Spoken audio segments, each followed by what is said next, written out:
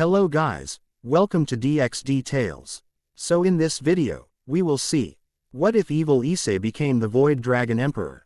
If you enjoy these kinds of stories, don't forget to show us some love by hitting the like button and subscribing to the channel. Your support means the world to us. Now, let's start the story. Chapter 1. The Dragon of Emptiness. I died on a Tuesday. Not the first time.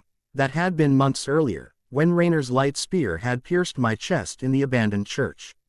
No, this was different. This was the death of something more fundamental than flesh.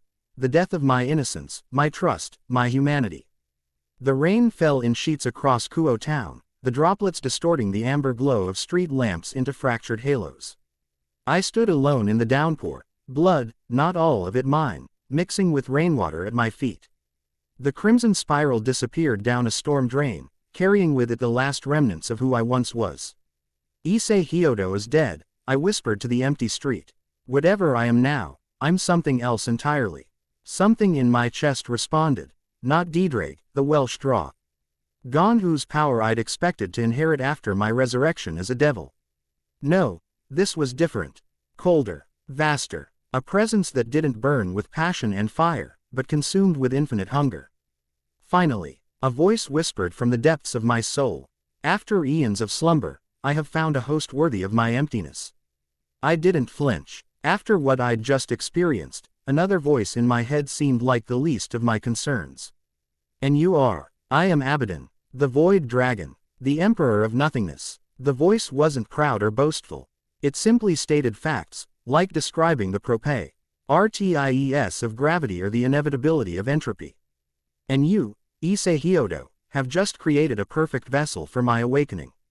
I glanced down at my left hand where the red dragon's sacred gear should have manifested. Instead, my skin had turned an impossible shade of black, not the black of darkness or shadow, but the black of absence. The black of the space between stars. Looking at it was like staring into an abyss that stared back. How? I asked, surprised by the steadiness of my voice. The Crimson One was meant for you, yes. But your transformation has altered destiny's path. Your heart now resonates with void, not fire. With consumption, not creation. I flexed my fingers, watching as the air around them seemed to warp and distort. Because of what they did to me. Because of what you chose to become in response. 3 hours earlier, I had discovered the truth. The horrible, shattering truth that my entire existence as a devil had been orchestrated from the beginning. Rias. Grimori hadn't saved me from Rainer by chance. She had arranged the fallen angel's attack through intermediaries. My death had been necessary for her to claim me as her pawn without interference from other devil houses interested in rare sacred gear users. I had confronted her, expecting denial. Instead, I received cold confirmation. Politics requires sacrifice, Issei, she had said, her blue-green eyes devoid of remorse. Your potential was too great to leave to chance. I needed 8 pawns to reincarnate you. Do you think I would risk losing such an investment to another house? Better a controlled death and resurrection than leaving you vulnerable. The betrayal had cut deeper than any light spear. I'd devoted everything to her. My loyalty, my power, even my pathetic adolescent love. I'd risked my life repeatedly for her and her peerage, believing I'd found a family, a purpose. So my parents' memories being altered, my human life being stolen, that was all just collateral damage.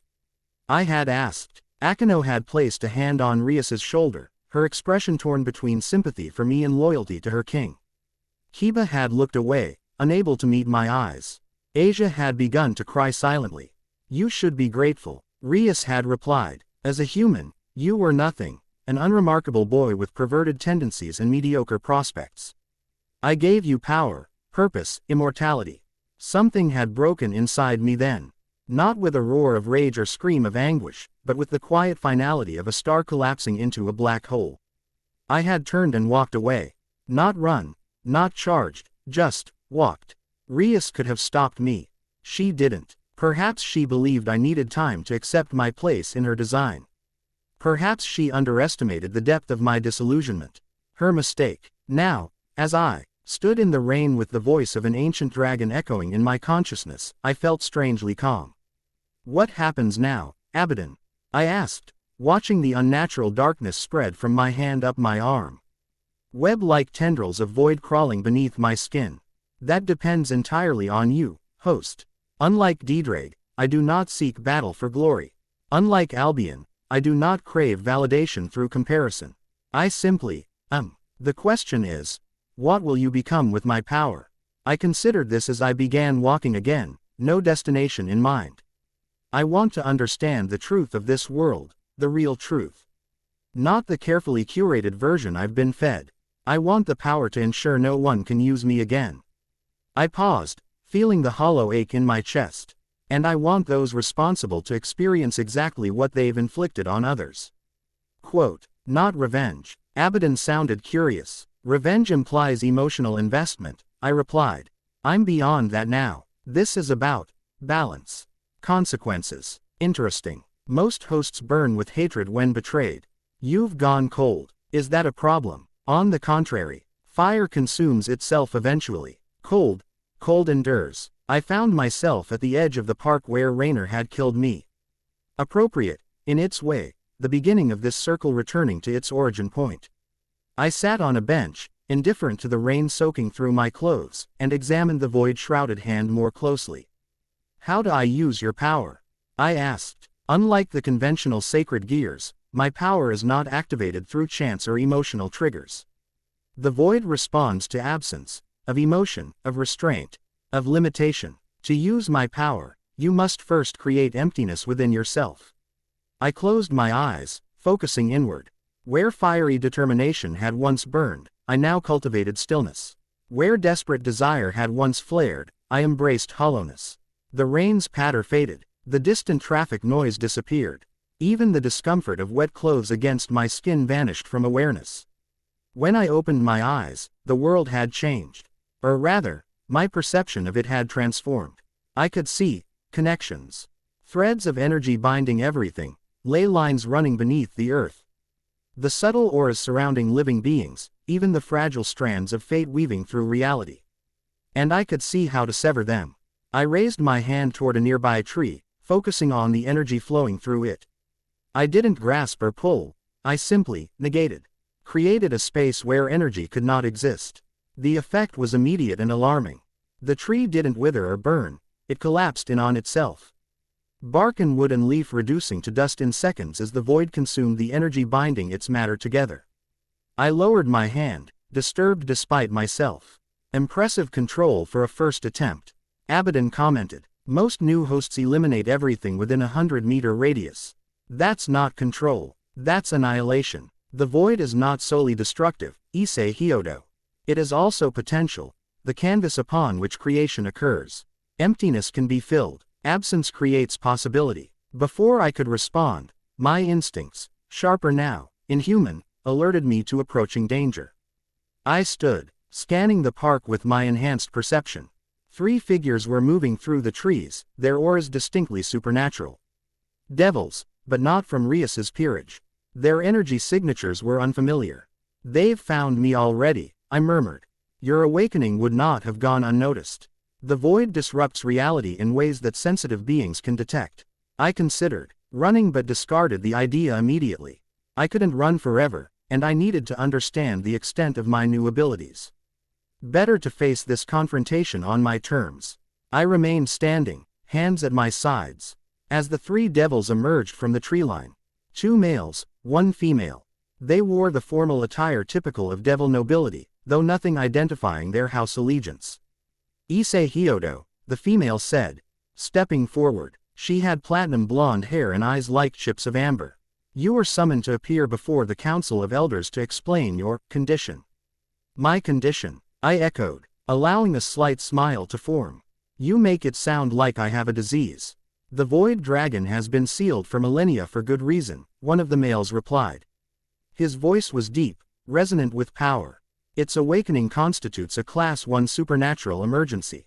I wasn't aware I needed the Council's permission to exist, I said. The coldness in my voice surprised even me, particularly given how little regard they've shown for my autonomy thus far. The devils exchanged glances. The second male, younger, with features that suggested relation to the woman, produced a complex magic circle in his palm. We are authorized to use force if necessary. Please don't make this difficult. I laughed, a hollow sound devoid of humor. Force. Of course. When manipulation fails, there's always coercion. I took a step forward, noting with satisfaction how they tensed. Let me be perfectly clear. I am no longer a pawn. Not Rias Grimori's, not the council's, not anyone's. The boy you could threaten and control is gone. The female devil's expression hardened. Then you leave us no choice. She snapped her fingers, and a binding circle materialized beneath my feet, golden chains of energy surging upward to restrain me. I didn't move, didn't resist. Instead, I simply created emptiness where the magic touched me. The golden chains dissolved into nothingness, the binding circle collapsing as its energy was consumed. The shock on their faces was almost worth everything I'd been through. Impossible, whispered the younger male. He nullified Verenia's binding without a counter spell. I took another step forward. They took 3 steps back. I'll deliver a message to your council, I said. Issei Hyodo is no longer available for their schemes and manipulations. The Void Dragon Emperor will determine his own path. The older male recovered first, his hands erupting with crimson energy. Arrogant child, you have no idea of the forces you're involving yourself with. He launched a barrage of energy blasts, powerful enough to level the surrounding area. I raised my hand, creating a localized zone of emptiness that swallowed the attacks without effort. The energy supply ceased to exist upon contact with the void. On the contrary, I replied, I'm beginning to understand perfectly. What followed wasn't a battle so much as a demonstration. They attacked with Insiar, easily desperate magic, elemental spells, binding rituals, even reality-warping devil techniques. I negated everything, expending minimal effort. Their power, substantial as it was, couldn't affect what wasn't there. And wherever my void touched, there was simply nothing. I didn't attack. I didn't need to. Their own exhaustion would defeat them eventually. You're toying with them, Abaddon observed. Testing the limits of passive defense. Knowledge is power, I thought back. I need to understand what I'm capable of before I take any definitive action. The female devil, Verenia, was first to recognize the futility of their position. Cease, she commanded her companions. They obeyed, though reluctantly. This accomplishes nothing, she said to me, her voice steady despite her obvious fatigue. Even if you defeat us, others will come. The underworld, heaven, Grigori, all will see you as a threat to be contained or eliminated. I lowered my hand, and that's different from my previous situation. How, exactly? I was already being used as a weapon. At least now I'll be my own master. You're young, even for a human, the older male said, his tone shifting from hostility to something resembling concern. You don't understand the political complexities. I understand enough, I cut him off. I understand that I died for someone else's ambition. I understand that my life was calibrated to serve others' purposes. I understand that autonomy in your world is an illusion unless you have the power to enforce it. The younger devil studied me with newfound curiosity. What exactly do you want, Void Dragon? An excellent question. What did I want? Revenge seemed inadequate, freedom uncertain. Space, I finally answered. Time to understand what I've become. Assurance that I won't be hunted. In return, I won't interfere with your politics or territories unless provoked. Verenia's eyes narrowed. You're proposing neutrality. That's unprecedented. So is my existence, apparently. I gestured to the void-shrouded arm. Unprecedented problems require unprecedented solutions. The devils conferred briefly, speaking too softly for even my enhanced hearing to catch. Finally, Verenia turned back to me. We cannot speak for the council, but we can deliver your proposal. Until a formal response is issued, we will recommend a temporary non-intervention policy. Her amber eyes fixed on mine. But understand this, Issei Hyodo, if you become a threat to the general population, supernatural or human, that policy will end immediately and permanently. I nodded once. Fair enough. As they prepared to depart, the younger male hesitated. One question, if I may. The Red Dragon Emperor's sacred gear, boosted gear, was detected within you before. What happened to it when the void awakened? I looked down at my transformed arm. I don't know. Perhaps it was consumed. Perhaps it's dormant. I met his curious gaze. Perhaps Deedrade wasn't as compatible with who I truly am as everyone assumed. They left as they had arrived, through a transportation circle that flared brilliant crimson before collapsing into itself. I remained standing in the rain, contemplating what would come next. I couldn't return to my parents' home, not with devils potentially watching it. I couldn't stay in Kuo, too many supernatural entities would sense my presence. I needed somewhere to retreat, to learn, to plan. There is a place, Abaddon offered. A realm connected to my power, the dimensional gap's shadow, if you will. Few know of its existence, and fewer still can access it. How do I reach it? Create emptiness large enough to step through. Your instincts will guide you.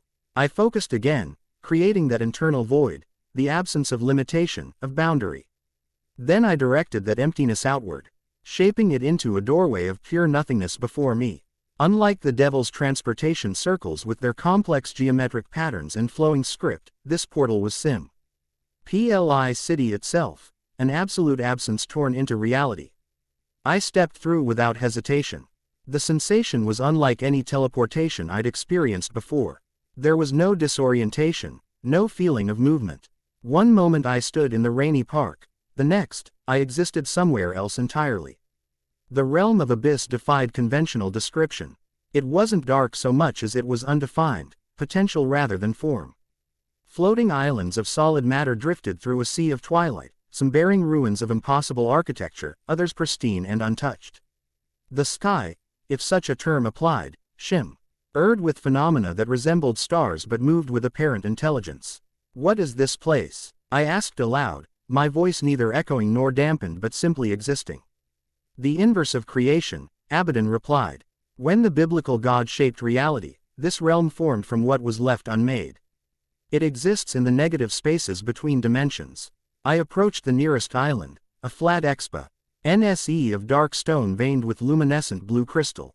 As my feet touched its surface, the crystal pulsed in response. The realm recognizes you as its new sovereign, Abaddon explained. It will shape itself according to your needs and desires, given time. It's sentient, not as you understand the term. It's responsive, adaptive, more ecosystem than intelligence. I walked across the island, watching as the crystalline veins brightened in my wake. At the center of the formation, the ground began to shift and flow like liquid, rising and solidifying into a simple structure, a domed pavilion supported by slender columns. Can others enter this realm? Only through you, unless they possess void affinity themselves, a rarity even among supernatural beings. I entered the pavilion, finding it furnished with austere elegance, a single chair that might generously be called a throne, a table of the same crystalline material, and walls that seemed to display different locations in the human world when I focused on them. Viewing portals, I asked, approaching one wall that showed Kuo Academy. The void touches all places eventually. Through these apertures, you may observe without being detected. I spent hours exploring the capabilities of my new domain, learning how to shape it with thought and manipulate the viewing portals to observe different locations. I watched Rias and her peerage as they frantically searched for me, their expressions ranging from concern Asia, Kiba to calculation Rias, Akano. I observed the three devils reporting to a grand chamber filled with ancient-looking figures, the council. Presumably, I glimpsed other devil houses mobilizing resources, angels conferring in sterile white rooms, and fallen angels dispatching reconnaissance units. My disappearance had caused considerable disruption. Good. They're afraid, I noted. With reason, Abaddon replied. The void dragon represents entropy itself, the ultimate equalizer. Angels, devils, gods, all eventually return to nothingness. My power reminds them of their impermanence. And yet you've chosen a human host. Humans understand impermanence better than immortals. Your brevity gives you clarity. A flicker of movement in one of the viewing portals caught my attention. I focused on it, expanding the image. A female figure moved through a dense forest, pursued by several devils in combat gear. She moved with feline grace, black hair streaming behind her as she dodged magical attacks with apparent ease. Something about her seemed familiar, though I was certain we'd never met. Who is she? I asked. Kuroka Tuju, SS Class Stray Devil, Master of Senjutsu and Yujutsu. Sister to your former comrade, Kaneko. I watched as she dispatched two of her pursuers with precise strikes had disrupted their life force rather than causing physical damage. Impressive. But she was outnumbered, and even as I observed, more devils joined the hunt. Why are they pursuing her with such determination? She killed her former master to protect her sister from experimentation. Devils don't appreciate losing their property. Abaddon's tone held something resembling respect. She has survived as a stray longer than most. But even her considerable skill has limits. I continued watching as Kuroka was gradually cornered, her movements becoming less fluid as fatigue set in. Despite her power, the outcome seemed inevitable. Soon she would be captured or killed. An idea formed, an opportunity to both test my abilities further and potentially gain a valuable ally. Where is this taking place? I asked. Northern Japan, approximately 200 kilometers from your former home. I stood, focusing on the image of Kuroka's location in the viewing portal. Can I travel directly there from here? Yes, though it will alert sensitive beings to your presence. Good, I said. I think it's time to make a more active statement about my new status. Creating a void portal was easier the second time. I shaped it precisely, focusing on emerging exactly at the edge of the clearing where Kuroka now stood at bay, surrounded by devils with weapons and magic at ready. As I stepped through into the human world, I felt the rush of sensory information return, the scent of pine and ozone, the cool night air, the subtle vibrations of power being channeled by multiple supernatural beings. My appearance caused immediate reaction. Several devils turned, energy gathering in their hands. Kuroka noticed me immediately, golden eyes widening slightly. Unlike Kaneko's diminutive form, Kuroka was tall and curvaceous, her black kimono doing little to disguise her figure. Two black cat ears perked atop her head, and a tail swished behind her, her Nekomata heritage fully expressed rather than suppressed like her sister's. Well, she purred, though I could hear the exhaustion beneath her playful tone. Another devil joining the party. I'm flattered by the attention, Nya. I'm not a devil, I replied, stepping forward. The void around my left arm seemed to intensify, black tendrils crawling further up toward my shoulder. And I'm not here for you, at least, not in the way they are. The leader of the devil squad, a severe-looking woman with crimson hair reminiscent of Rias, leveled a weapon at me. Identify yourself immediately or be considered hostile. I smiled thinly. I'm already hostile. Without warning, I created a precise void between Kuroka and her pursuers, not to attack them, but to sever the binding spells I could see anchoring her position. The devil's magic dissolved into nothingness, and Kuroka stumbled as the pressure constraining her suddenly vanished. What the devil leader didn't finish her sentence before Kuroka, seizing the opportunity, struck with renewed vigor. Her fist connecting with the woman's sternum.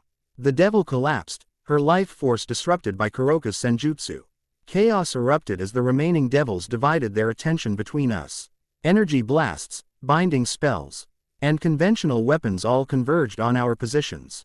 I negated what came toward me while Kuroka danced between attacks with preternatural agility. Whoever you are, she called to me as she disabled another opponent with a precise strike, your timing is impeccable. Issei Hyodo, I replied, expanding a field of void to consume a particularly nasty-looking curse headed for her back. Though lately I'm being called the Void Dragon Emperor. Her golden eyes widened. The missing pawn. Interesting career change, Nya.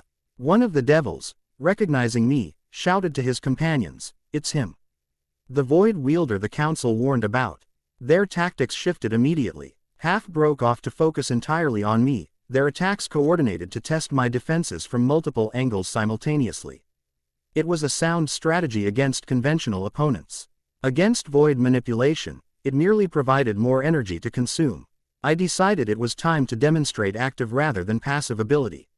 Focusing on three devils attempting a triangulation binding spell, I created not a shield of negation but a directed pulse of emptiness. The void shot from my hand like a beam of anti-light, connecting with the nearest devil. His scream cut off as the void consumed not his body but his magical energy, leaving him collapsed and unconscious but physically intact. Precise application, Abaddon noted approvingly. You're learning quickly. Kuroka, meanwhile, had reduced her opponents to 4, her senjutsu disrupting their life force with each successful strike. Shish. Moved with deadly precision despite her obvious fatigue, black hair flowing around her like living shadow. One particularly large devil managed to grab her arm, twisting it behind her back. "Gotcha, cat bitch," he growled. I was beside them in an instant, my void-shrouded hand closing around his wrist. "Let her go," I said quietly. His eyes widened as the void began to consume his magical energy on contact. He released Kuroka, staggering backward as his power drained rapidly. "Thanks, Dragon Boy," Kuroka said, rubbing her wrist. She glanced at the remaining devils, who were regrouping for another assault. "They don't give up easily, do they? Then perhaps we should leave," I suggested, opening a void portal beside us. "Unless you'd prefer to stay and play." She gave me a speculative look, ears twitching with interest. "Offering a stray devil sanctuary. That's either very brave or very foolish." "I'm neither a devil nor afraid of strays," I replied. "Consider it an invitation to talk." Somewhere these interruptions won't follow. A particularly powerful blast of energy from the Devil Squad leader interrupted our conversation, forcing me to expand my void shield. Kuroka glanced at the portal, then at the approaching devils. "What the hell?" she said with a shrug. "Your void can't be worse than their cells." With feline grace, she leapt through the portal. I followed, sealing it behind us as the devil's furious shouts were cut off mid-syllable. Kuroka stood in the center of my crystalline pavilion, turning slowly to take in the impossible architecture and twilight sky of Abyss. Her golden eyes reflected the luminescent veins running through the stone, giving her an otherworldly appearance.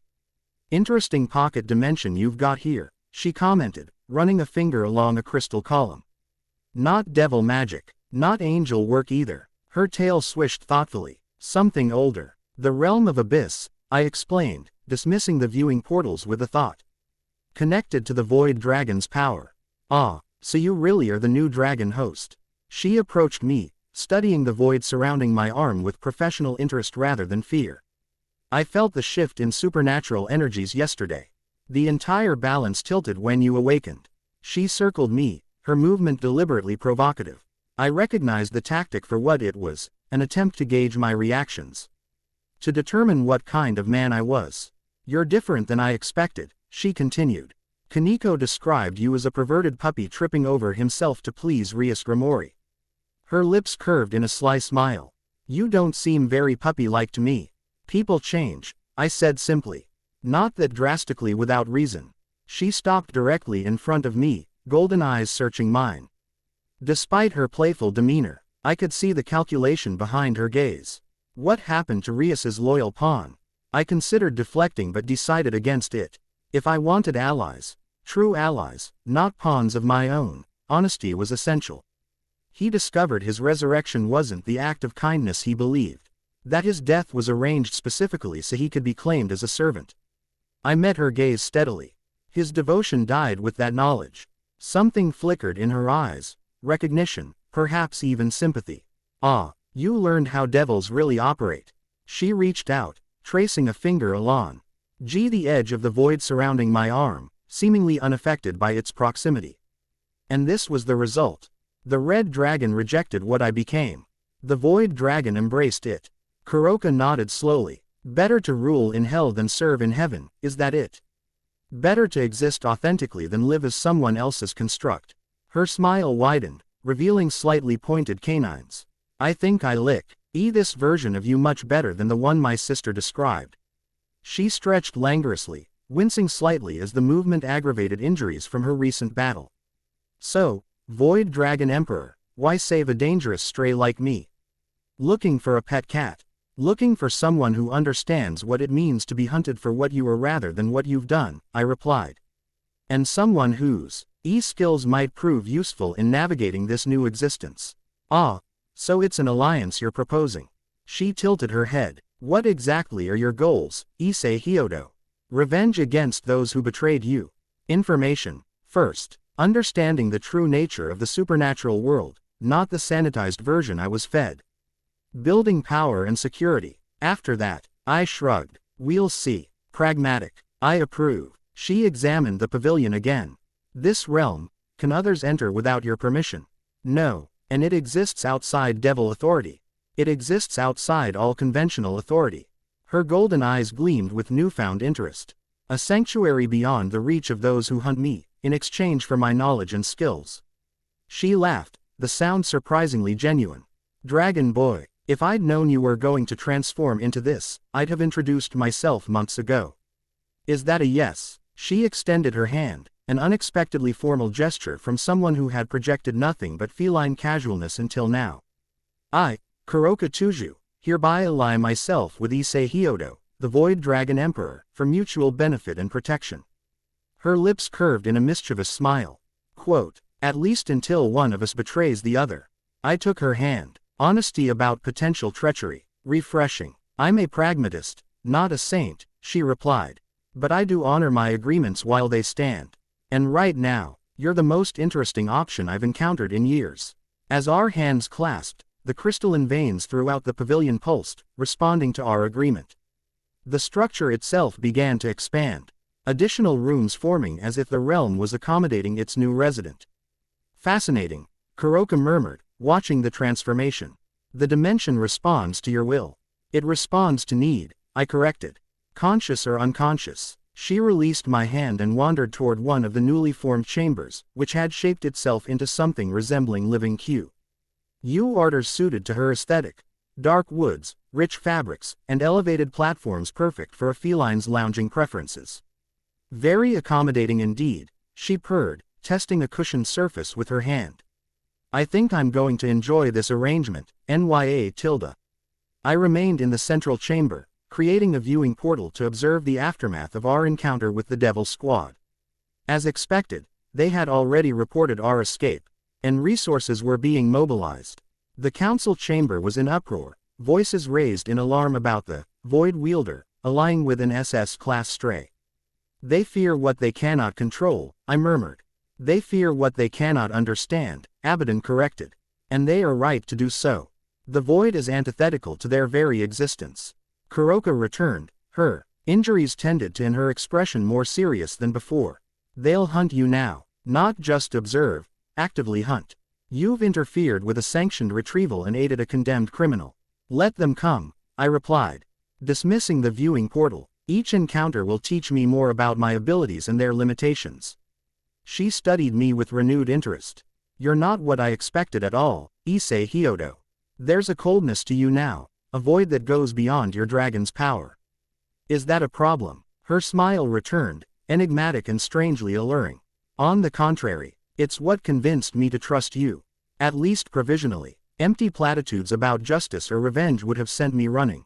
This calculated pragmatism, she nodded approvingly. This I understand. Then we understand each other.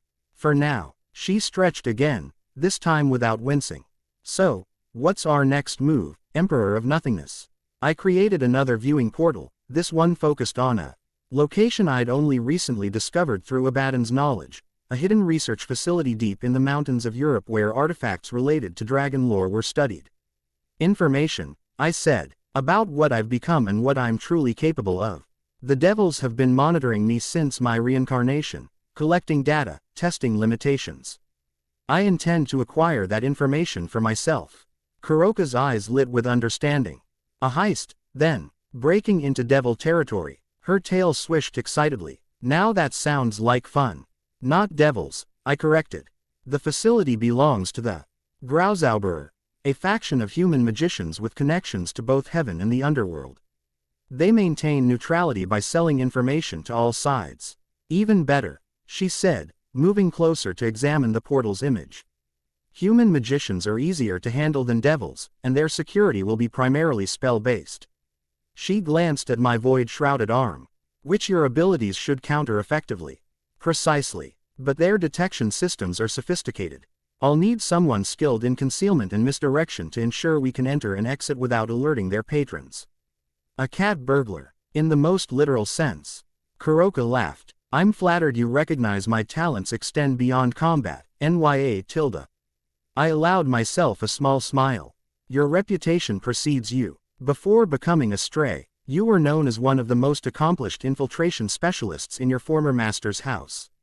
She raised an eyebrow. You've done your homework. Knowledge is survival now. Indeed it is. Her expression grew thoughtful. You know, Most newly awakened power players would be focused on immediate vengeance or grandiose displays. Information gathering is unusually strategic for someone so young. I turned to face her fully. I died twice, Kuroka. The first death taught me that the supernatural world is dangerous. The second taught me that ignorance is the greatest danger of all. I won't make the same mistake a third time. Something in my tone must have resonated with her, because her playful demeanor softened momentarily into something more genuine. No, she said quietly. I don't imagine you will. Quote, we spent the remainder of that night planning our approach to the Grauzauberer facility. Kuroka's knowledge of magical security systems complemented my growing understanding of void manipulation, allowing us to develop a strategy that played to our respective strengths. Through the viewing portals, we observed the facility's routines, identified key personnel, and mapped its defenses. By dawn, though time flowed strangely in Abyss, making such distinctions somewhat arbitrary, we had a workable plan. We should rest before attempting this, Kuroka advised, stifling a yawn that revealed her fatigue. Even with your void powers, precision requires clarity. I nodded, recognizing the wisdom in her suggestion. The realm will alert us to any intrusion at MPTS or significant developments in the outside world. As she retired to her chambers, I remained in the central pavilion, creating a new viewing portal, this one focused on my parents' home. They moved about their morning routine, seemingly unaffected by my absence. Of course they would be. Rias would have modified their memories to explain or simply erase any concern about their missing son. Another manipulation. Another violation. I closed my hand into a fist, watching as the void responded to my emotional state, intensifying and spreading further along my arm. Careful, Abaddon cautioned. Unchecked emotion can expand the void beyond your current control. I took a deep breath, centering myself. Will I ever be able to see them again? My parents. Perhaps, when your control is perfect. But they would not recognize what you've become. Because of the memory manipulation. Because of what the void has changed within you. You are becoming something new, Issei Hyodo, neither human nor devil nor dragon. But a hybrid existence unique in this world. I studied my reflection in a crystalline surface nearby. My appearance was still recognizably me, but subtle differences had emerged, my eyes darker, my features sharper. An unnatural stillness to my bearing. The void had marked me beyond the physical manifestation around my arm. What will happen to Diedrake? I asked. Is he gone? Dormant? For now. Our energies are incompatible, but the Crimson One is not easily extinguished. In time, he may re-emerge in another host, or find a way to coexist within you through adaptation. I nodded, feeling a strange pang of loss. For all his arrogance, Diedrake had been a constant presence, a guide in my early days as a devil. Rest, Abaddon suggested. The void will continue to integrate with your being regardless. Better to face it with renewed strength. I created a chamber for myself, austere compared to Kuroka's, with only the necessities. As I lay down, I realized I hadn't slept since my transformation. Exhaustion hit suddenly, my human limitations reasserting themselves despite my supernatural evolution. My last thought before unconsciousness claimed me was a simple truth. Issei Hyodo, the perverted, devoted pawn, was truly dead. Whatever emerged from this metamorphosis would bear his name and face, but would be something else entirely. Something emptier, something colder, something, perhaps, more honest. The Void Dragon Emperor was awakening, and the supernatural world would never be the same. Chapter 2. Gathering Shadows.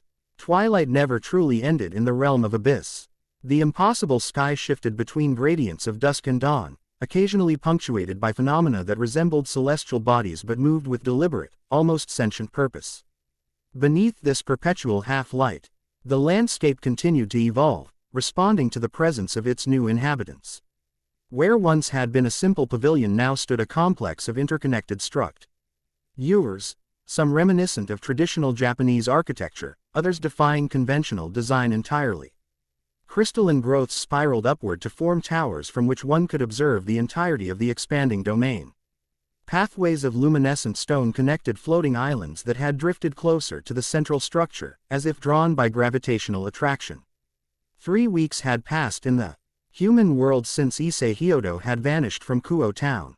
Within the abyss, time flowed differently, Sometimes faster, sometimes slower, but always with a certain dreamlike quality that made precise measurement difficult. Kuroka perched atop the highest tower, her silhouette sharp against the shimmering not-quite stars. Below, Issei stood in what they had come to call the training ground, a vast open space deliberately left unformed, where the raw potential of the void could be manipulated without affecting the rest of their sanctuary.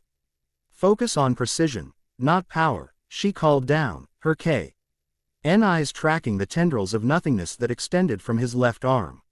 Senjutsu isn't so different from your void manipulation, both require exact control over energy flow. Issei nodded, his expression a mask of concentration. Before him floated a series of objects they had collected from the human world: a clock, a book, several different types of materials ranging from wood to metal. With deliberate intent, he directed a thread of void toward the clock, enveloping only the internal mechanism while leaving the case intact. The gears and springs within ceased to exist, while the exterior remained unchanged. Better, Kuroka approved, leaping down with feline grace to land beside him. Though you're still thinking too linearly. The void isn't just absence, it's potential. You're not merely destroying, you're creating space for something new. Philosophical distinctions don't change the practical outcome, Issei replied, though without heat. He examined the hollow clock, noting the precise boundary between what remained and what had been consumed. Kuroka shrugged, the motion causing the loose fabric of her kimono to slip slightly off one shoulder. Philosophy informs technique. Your power responds to your understanding of it. Their relationship had settled into something between mentorship and partnership over the past weeks. After their successful infiltration of the Uzabar facility, an operation that had yielded valuable historical texts on the Void Dragon and research data on sacred gear manifestations, Kuroka had taken it upon herself to help Issei refine his abilities, drawing parallels between his void manipulation and her own mastery of senjutsu. In return, Issei had provided her with sanctuary and resources, including rare magical components recovered during subsequent raids on various supernatural facilities. They operated with efficient pragmatism, each recognizing the value the other brought to their alliance. The Kyoto summit begins tomorrow, Issei said, setting aside the hollowed clock. According to our intelligence, representatives from all three factions will attend, along with several neutral parties. Kuroka stretched, arching her back in a manner that emphasized her curvaceous figure. Yes, the first major supernatural gathering since your dramatic transformation. Her golden eyes gleamed with mischief. Planning to make an appearance? Not officially. Issei turned toward a viewing portal that displayed a traditional Japanese complex nestled among ancient trees, the headquarters of the Kyoto Yukai faction. But it presents an opportunity we can't ignore. Information gathering? Kuroka asked, moving closer to examine the image. Partially, but also a chance to meet someone whose position might prove valuable to our growing enterprise. The Nekomata's ears perked with interest. Oh, someone specific has caught the Void Dragon's attention. Yusaka, Issei replied, leader of the Kyoto Yukai faction and one of the few neutral powers respected by all three major factions. Kuroka's expression shifted from playful to serious in an instant. The nine-tailed fox. Ambitious, dragon boy. She's not just powerful, but politically connected. The Yukai have maintained neutrality for centuries precisely because she and her predecessors have been so adept at balancing relations with devils, angels, and fallen alike. Which makes her perfectly positioned to provide the context and connections we need. And you think she'll just, abandon generations of carefully maintained neutrality to join forces with the feared Void Dragon Emperor? Kuroka's tone was skeptical, but her eyes reflected calculation rather than dismissal. Issei allowed himself a small smile. I don't expect her to join us. Not immediately, but recent developments suggest her position isn't as secure as it once was. He gestured, and the viewing portal shifted to display a different scene, a secluded garden within the Kyoto complex where a young girl with golden fox ears played under the watchful eye of several guards. The child, perhaps 9 or 10 years old, radiated supernatural energy even through the viewing portal. Her daughter, Kuroka breathed, understanding immediately, Yusaka's only child, and heir to the nine-tailed lineage. Kuno, Issei confirmed, and the reason for Yusaka's increasing isolation from the political mainstream. There have been 3 assassination attempts in the past year, all officially attributed to radical Yukai factions, but all employing techniques suspiciously similar to those us. Ed by Devil or Fallen Angel Special Operations Units. Kuroka's tail swished thoughtfully. Someone wants control of Kyoto, either by replacing Yusaka with a more malleable successor or by creating chaos they can exploit. She studied the image of the child with newfound interest. And you think offering protection for her daughter might sway Yusaka to at least hear you out? Everyone has a price, Issei said, his voice flat. For some, it's power or wealth. For others, it's security for those they love. The Nekomata gave him a sidelong glance. Calculating and coldly manipulative. I continue to approve of your evolution. Issei Hyodo. She traced a finger along one of the void tendrils that constantly surrounded his arm, seemingly immune to its entropic effect. Though I wonder if your interest is purely strategic. Issei closed the viewing portal with a dismissive gesture. Sentiment is a luxury I can no longer afford. Keep telling yourself that. Kuroka's smile returned, knowing and slightly teasing. I've watched you, Dragon Boy. For all your newfound coldness, you still act to minimize casualties. You still pause when viewing portals show your former friends. You're changed, yes, but not completely hollowed out. Rather than responding to her observation, Issei turned toward the central structure where their planning room was located. We should finalize our approach. The summit's security will be substantial. Multiple layers of detection spells, physical guards from all factions, and likely several high-class supernatural beings in attendance. Kuroka allowed the deflection, following him with silent, graceful steps. My sister will probably be there as part of the Grimoire security detail. Does that concern you? Issei asked without turning. Kaneko made her choice to remain with the devils. I made mine to escape. There was a moment of uncharacteristic heaviness in her voice before she continued more lightly, though I wouldn't mind checking on her from a distance. Just to see how she's growing. Inside the planning room, a 3-dimensional model of the Kyoto complex hovered above a table of black crystalline material. Various points glowed in different colors, representing security measures they had identified through their surveillance. Issei studied the model, the void around his arm pulsing slightly as he focused. The summit itself will take place in the main reception hall. Yusaka will be occupied with formal duties for most of the day, making direct contact difficult without causing a scene. Which I assume we're trying to avoid. Kuroka perched on the edge of the table, tail swishing slowly. For now, confrontation serves no purpose until we're better established. The Nekomata nodded, pointing to a secluded area of the complex. Her private residence is here. Connected to the main buildings but separate enough for some privacy. If we time it correctly, she might return there during a break in the proceedings. Possible, Issei agreed, but heavily guarded. Especially with her daughter in residence. He gestured, and the model shifted to display underground passages beneath the complex. These old tunnels were part of the original shrine defenses. Before modern magical barriers rendered them largely obsolete. They're still maintained as emergency evacuation routes. Kuroka leaned forward, studying the tunnel network with professional interest. Accessible, but undoubtedly warded against unauthorized entry.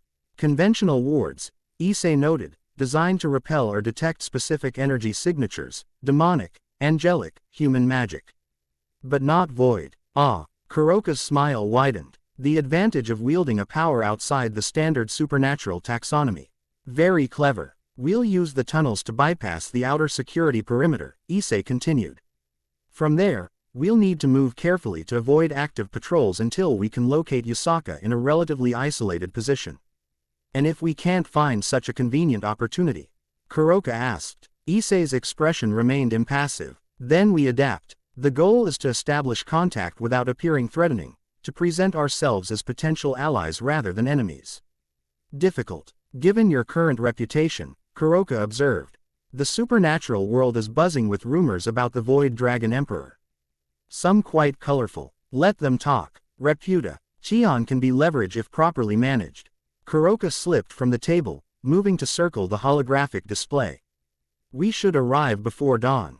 The changing of the guard occurs 30 minutes before sunrise, creating a brief window where attention is divided. Issei nodded, memorizing the relevant details of the model. We leave in 6 hours. Prepare accordingly. As Kuroka departed to gather tea, He specialized equipment they would need. Issei remained studying the model, his thoughts interrupted by Abaddon's voice resonating from within. You seek allies among the old powers, the Void Dragon observed. An interesting strategy. Isolation makes us vulnerable, Issei replied mentally. Even your power has limits. True, though I note you choose potential allies with considerable care, though. Say who have reason to question the existing order. Those who, like you, have been used by the system they once trusted. Issei didn't deny the observation. Shared grievance creates stronger bonds than mere convenience. And the Fox leader, what grievance drives her? Fear, not for herself, but for her child and her people. The major factions have maintained the fiction of respecting Yukai Oto Nomi while gradually encroaching on their territory and influence. Yusaka is intelligent enough to see the inevitable conclusion. You become an increasingly interesting host, Issei Hyodo. There W. As something like approval in Abaddon's tone. Your predecessor, the boy who would have been Didrake's partner, would never have conceived such calculations. That boy died, Issei said simply. Twice. He dismissed the model with a gesture and moved to his own preparations. The void around his arm had continued to spread over the weeks, now reaching his shoulder and occasionally manifesting as shad. OWY tendrils across his chest when he exerted significant power. He had learned to control these manifestations to some degree, containing the void's visible presence when stealth was required. Clothy, ing himself in black combat gear specially designed to accommodate the void's fluctuations, Issei found himself reflecting on Kuroka's earlier observation. Did sentiment still influence his decisions? Perhaps, but sentiment channeled through pragmatism was not weakness, it was another form of calculation. He would protect what was his. He would build what served his purposes. And if those purposes happened to align with protecting certain others from the manipulations he himself had suffered, well, enlightened self-interest often resembled nobility from a distance. 6 hours later, in the hush, pre-dawn stillness of Kyoto's sacred forest, two figures materialized from a tear in reality that closed silently behind them. The void portal left no magical signature, no disturbance in the NT energy that might trigger conventional wards or alarms. Issei oriented himself immediately, the mental map of their surroundings perfectly aligned with physical reality. Beside him, Kuroka inhaled deeply, her enhanced senses cataloging scents and sounds beyond human perception. 4 guards within 50 meters, she murmured, her voice barely audible. 2 Yukai, 1 devil, 1 fallen angel. He devil is the most alert, positioned to observe the others as much as the perimeter. Issei nodded. The summit's security arrangements reflected the delicate balance of power, representatives from EAC. Faction monitoring both the grounds and each other. They would need to navigate not just physical space but political sensitivities as well. The tunnel entrance is 30 meters east, he replied equally softly. Behind the ancient cypress, they moved with practiced coordination, Kuroka leading with her superior senses, Issei following with his void ready to neutralize any magical detection they might trigger. The forest floor remained silent beneath their careful steps, not even fallen leaves betraying their passage. The tunnel entrance was concealed beneath gnarled roots, marked only by a small stone fox statue whose eyes gleamed faintly with dormant magic. Kuroka examined it without touching, her golden eyes narrowed in concentration. Recognition ward, she whispered. Keyed to Yukai energy signatures. Specifically Kyoto varieties. Anyone else triggering it sounds an alarm.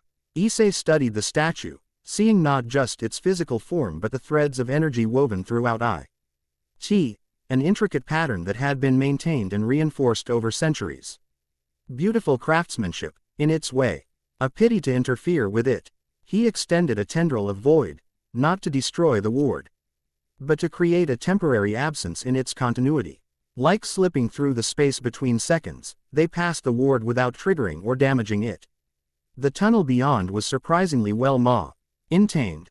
Dry stone walls reinforced with subtle preservation enchantments, the floor smooth from centuries of use.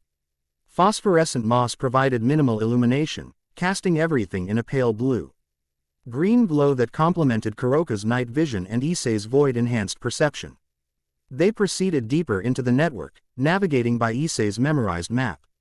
Occasionally they paused as Kuroka detected movement above, Guards patrolling or early rising attendees preparing for the day's events. During these moments, they remained perfectly still, Issei's control over the void absolute to previous.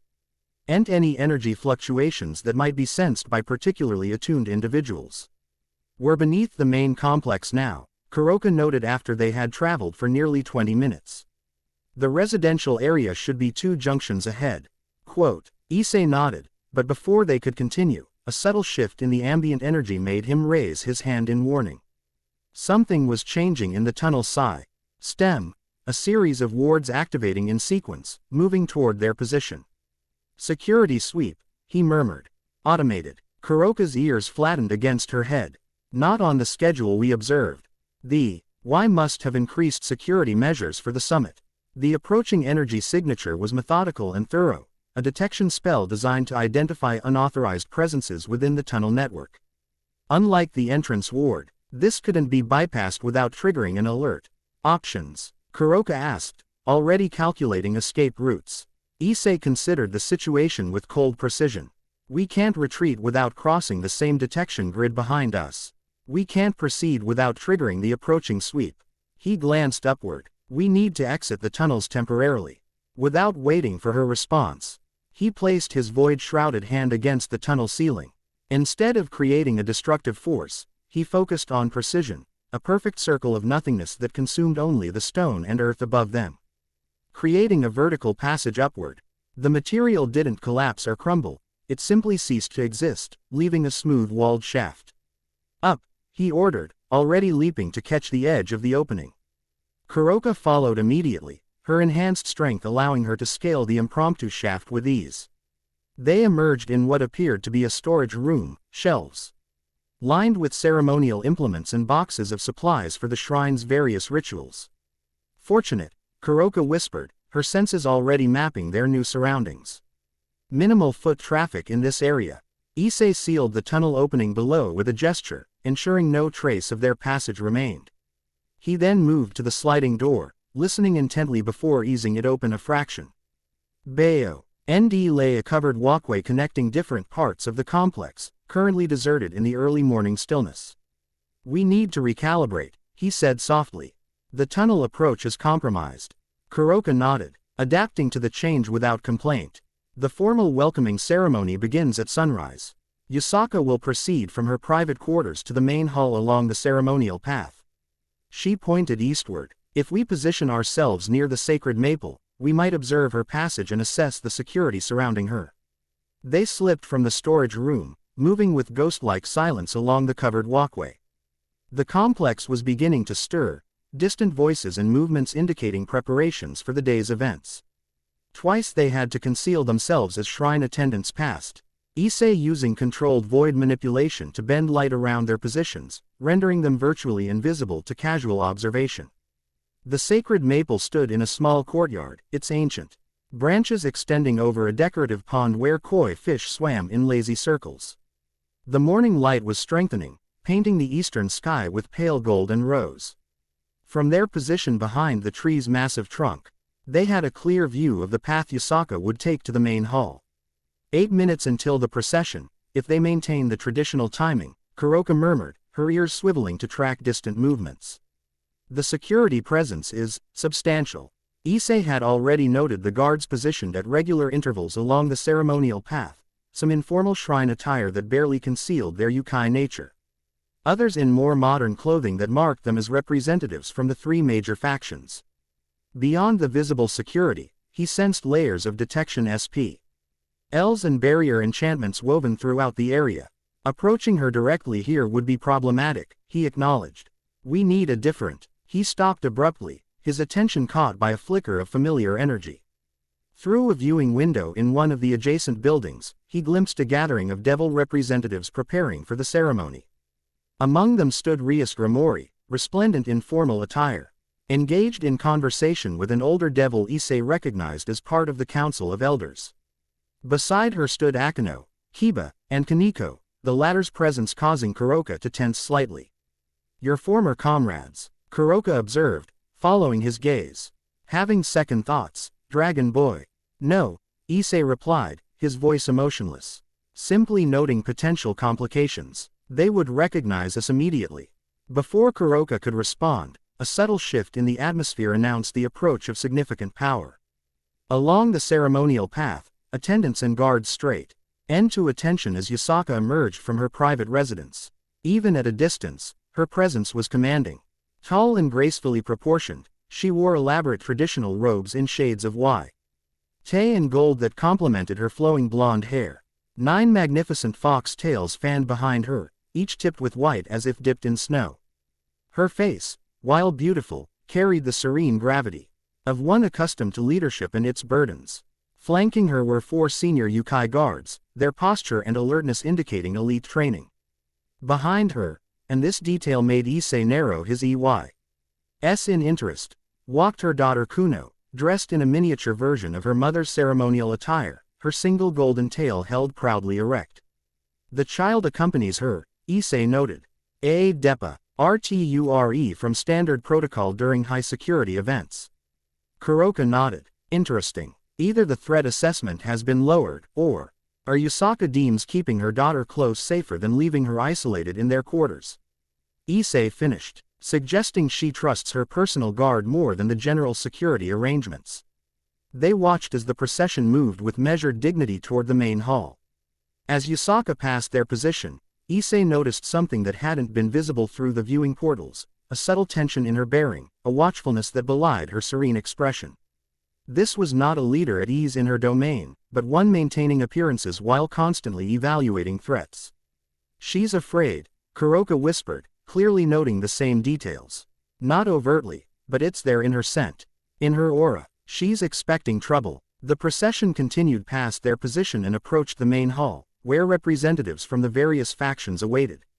Among them, Issei noted individuals from all 3 major powers, Michael representing the angels, Azazel for the fallen, and Sears X Lucifer for the devils.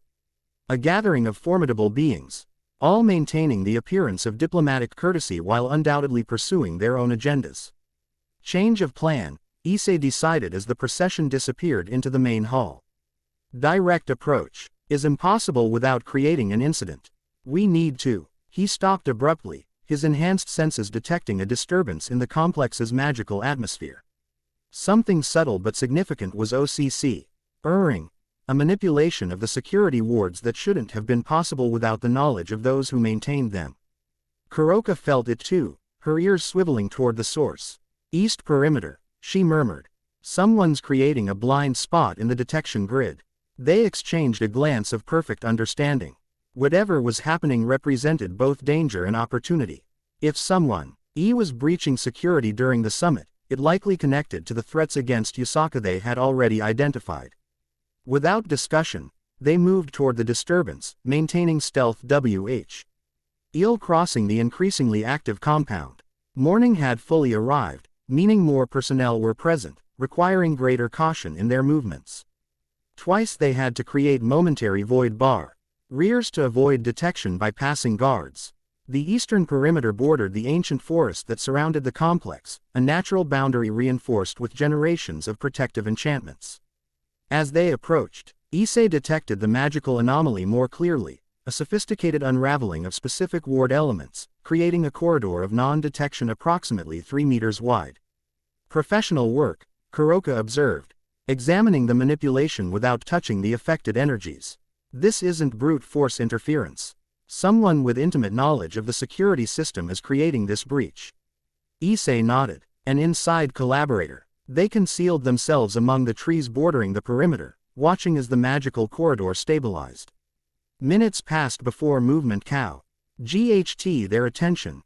Shadows detaching from the deeper forest, approaching the boundary with practiced stealth. 7 figures, clad in form-fitting black that concealed everything but their eyes. Their movement patterns indicated extensive combat training, and the magical signatures they emitted were deliberately suppressed, but not completely hidden from Issei's void-enhanced perception. 3 devils, 2 fallen angels, 1 human magician, and Kuroka paused, her nose wrinkling slightly. Something else, something artificial. The infiltration team reached the boundary and passed through the corridor of non-detection without hesitation, confirming Issei's suspicion that they were expected and facilitated. They're heading toward the residential area, he noted, tracking their movement through the compound. Specifically, toward Yasaka's private quarters, Kuroka's tail swished in agitation, with Yasaka at the summit and her most trusted guards accompanying her in Kuno. Her residence would be minimally protected. Issei finished. Whatever they're seeking must be there rather than with her personally. They followed the infiltrators at a distance, careful to remain undetected. Not just by the regular security but by these clearly capable operatives as well. The team moved with precision through the compound, using service paths and blind spots in the surveillance system. That further suggested inside information. When the infiltrators reached Yasaka's residence, they split into 3 groups, 2 securing the perimeter while the remaining 3 entered the building a side entrance whose magical locks were disabled with practiced efficiency. They're searching for something specific, Kuroka murmured as they observed from a concealed position. Issei nodded, his mind calculating possibilities. This is our opportunity. While security is focused on the summit and these infiltrators are occupied with their search, we can approach Yasaka directly. Kuroka gave him a sidelong glance. Or we could investigate what these mysterious operatives are so interested in finding. Information is valuable, Dragon Boy. After a moment's consideration, Issei made his decision. You track the infiltrators. Discover their objective if possible, but maintain absolute stealth. No engagement unless unavoidable. And you? Kuroka asked, though her tone suggested she already knew his answer. I'll proceed to the main hall. With the increased activity, void-enhanced stealth will be more effective than attempting to remain undetected as a pair. The Nekomata nodded, CL. Early approving of the tactical assessment. Rendezvous. The sacred maple in 1 hour. If either of us fails to appear, the other returns to Abyss immediately. With a final nod of agreement, Kuroka slipped away, her form seeming to blend with the shadows as she moved toward Yasaka's residence. Issei watched her go, acknowledging that despite her playful demeanor, she was undoubtedly one of the most capable operatives he had ever encountered. He turned his attention to the main hall, mapping the most efficient approach route in his mind. The summit would be well underway now, with speeches and formal exchanges of diplomatic pleasantries. Security would be concentrated on the entrances and immediate surroundings of the hall rather than the less accessible approaches. Moving with calculated precision, Issei made his way toward the imposing structure. Rather than attempting to enter through conventional means, he identified a maintenance access point near the hall's eastern corner, a SMA.LL door used by shrine attendants to manage the building's various needs without disturbing proceedings. 2 guards stood watch, their attentiveness suggesting they took their duty seriously despite the seemingly minor assignment. Issei observed them for several minutes, noting their pattern of awareness, the brief moments when both looked away from the access point simultaneously. During one such moment, he created a localized void field, not to harm the guards but to temporarily disrupt their perception.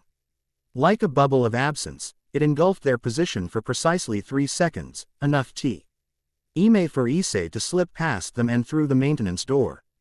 Inside, he found himself in a narrow service corridor that ran behind the main hall. Through small observation panels strategically placed along the wall, shrine attendants could monitor the proceedings to anticipate when refreshments or other services might be required. Issei positioned himself at one such panel, gaining a clear view of the summit in progress. The hall was arranged with the 3 faction leaders seated on a slightly elevated platform at the front, Yasaka positioned centrally as the host. Before them, in carefully arranged seating that reflected complex political hierarchies, sat representatives from various supernatural factions and allied organizations. The current speaker was Searsex Lucifer, his voice carrying easily through the hall as he addressed topics of mutual concern, primarily the increasing instances of sacred gear awakenings and the need for coordinated monitoring of potentially destabilizing powers. Issei listened with cold amusement, recognizing the unspoken subtext. The devil leader was essentially proposing increased surveillance of sacred gear users, individuals like his former self, under the guise of protection and guidance. His attention shifted to Yasaka, noting how she maintained perfect composure while her daughter sat slightly behind her. Despite the formal setting, Yasaka's hand occasionally moved to rest reassuringly on Kuno's shoulder, a subtle gesture that spoke volumes about her priorities. As Searsex concluded his address, a minor commotion near one of the side entrances caught Issei's attention. A shrine attendant had entered and approached one of Yusaka's advisors, whispering something that caused the elderly Yukai's expression to tighten with concern. The advisor leaned toward Yusaka, murmuring in her ear. Though her expression remained outwardly unchanged, Issei detected a momentary flare in her Yukai energy, a flash of alarm quickly suppressed. She rose gracefully, addressing the assembly. "Honored representatives, please forgive a brief recess. As your host, I must attend to an urgent matter regarding the comfort and security of our guests. My advisors will continue in my absence." The practiced diplomatic response concealed what Issei now recognized as genuine concern. Something had happened. Something connected to the infiltration they had witnessed. As Yusaka and Kuno departed through a side exit, accompanied by 2 guards, Issei made his decision. This disruption provided the perfect opportunity to make contact under less scrutinized circumstances. Moving swiftly through the service corridor, he calculated an interception route that would allow him to approach Yusaka before she reached whatever destination the messenger had indicated. He emerged from the maintenance area into a secluded courtyard just as Yusaka's small group entered from the opposite side. With practiced control, Issei stepped directly into their path, his void-shrouded arm partially concealed by his side. The reaction was immediate. The 2 guards moved to shield Yusaka and Kuno, their Yukai features becoming more pronounced as they prepared to defend their leader. "Void Dragon," Yusaka said before her guards could act, her voice remarkably composed despite the obvious surprise of his appearance. "I wondered if you might grace our summit with your presence." Issei inclined his head slightly, acknowledging her recognition. "Lady Yusaka, I apologize for the unorthodox introduction, but conventional channels seemed inadequate for our discussion." The 9-tailed fox studied him with ancient eyes that belied her youthful appearance. "Bold, to approach me directly in my domain, surrounded by my guards and with every major supernatural faction in attendance nearby." Her tails swished slightly, a motion that appeared casual but positioned her daughter more securely behind her. "Either very confident or very desperate." "Neither," Issei replied, "simply aware that your attention is currently divided by unwelcome visitors to your private residence." That got her full attention. Her golden eyes narrowed slightly, reassessing him with new calculation. "You're well informed for someone who supposedly disappeared from supernatural affairs weeks ago." "Information is survival," he said simply. One of the guards growled, a low sound that vibrated with Yukai energy. "My lady, we should not delay. If there has indeed been a breach." "There has," Issei confirmed. 7 operatives, mixed faction composition. They disabled a section of our eastern perimeter wards approximately 40 minutes ago and proceeded directly to your private quarters. They're searching for something specific." Yusaka's composure wavered for just a moment. "How do you know this?" "Because I observed their entry. And because my associate is currently monitoring their activities." "Your associate?" The guard who had spoken earlier took an aggressive step forward. "You brought an accomplice into our sacred grounds without authorization." Kuno peered around her mother's robes, her young face showing curiosity rather than fear. "Are you really the dragon everyone's talking about?" "The one who disappeared, Kuno," Yusaka said softly, though without sharpness. "Patience." Issei met the young fox's curious gaze briefly before returning his attention to Yusaka. "I came neither to threaten nor to disrupt your summit. I came to offer information, and potentially, an alliance."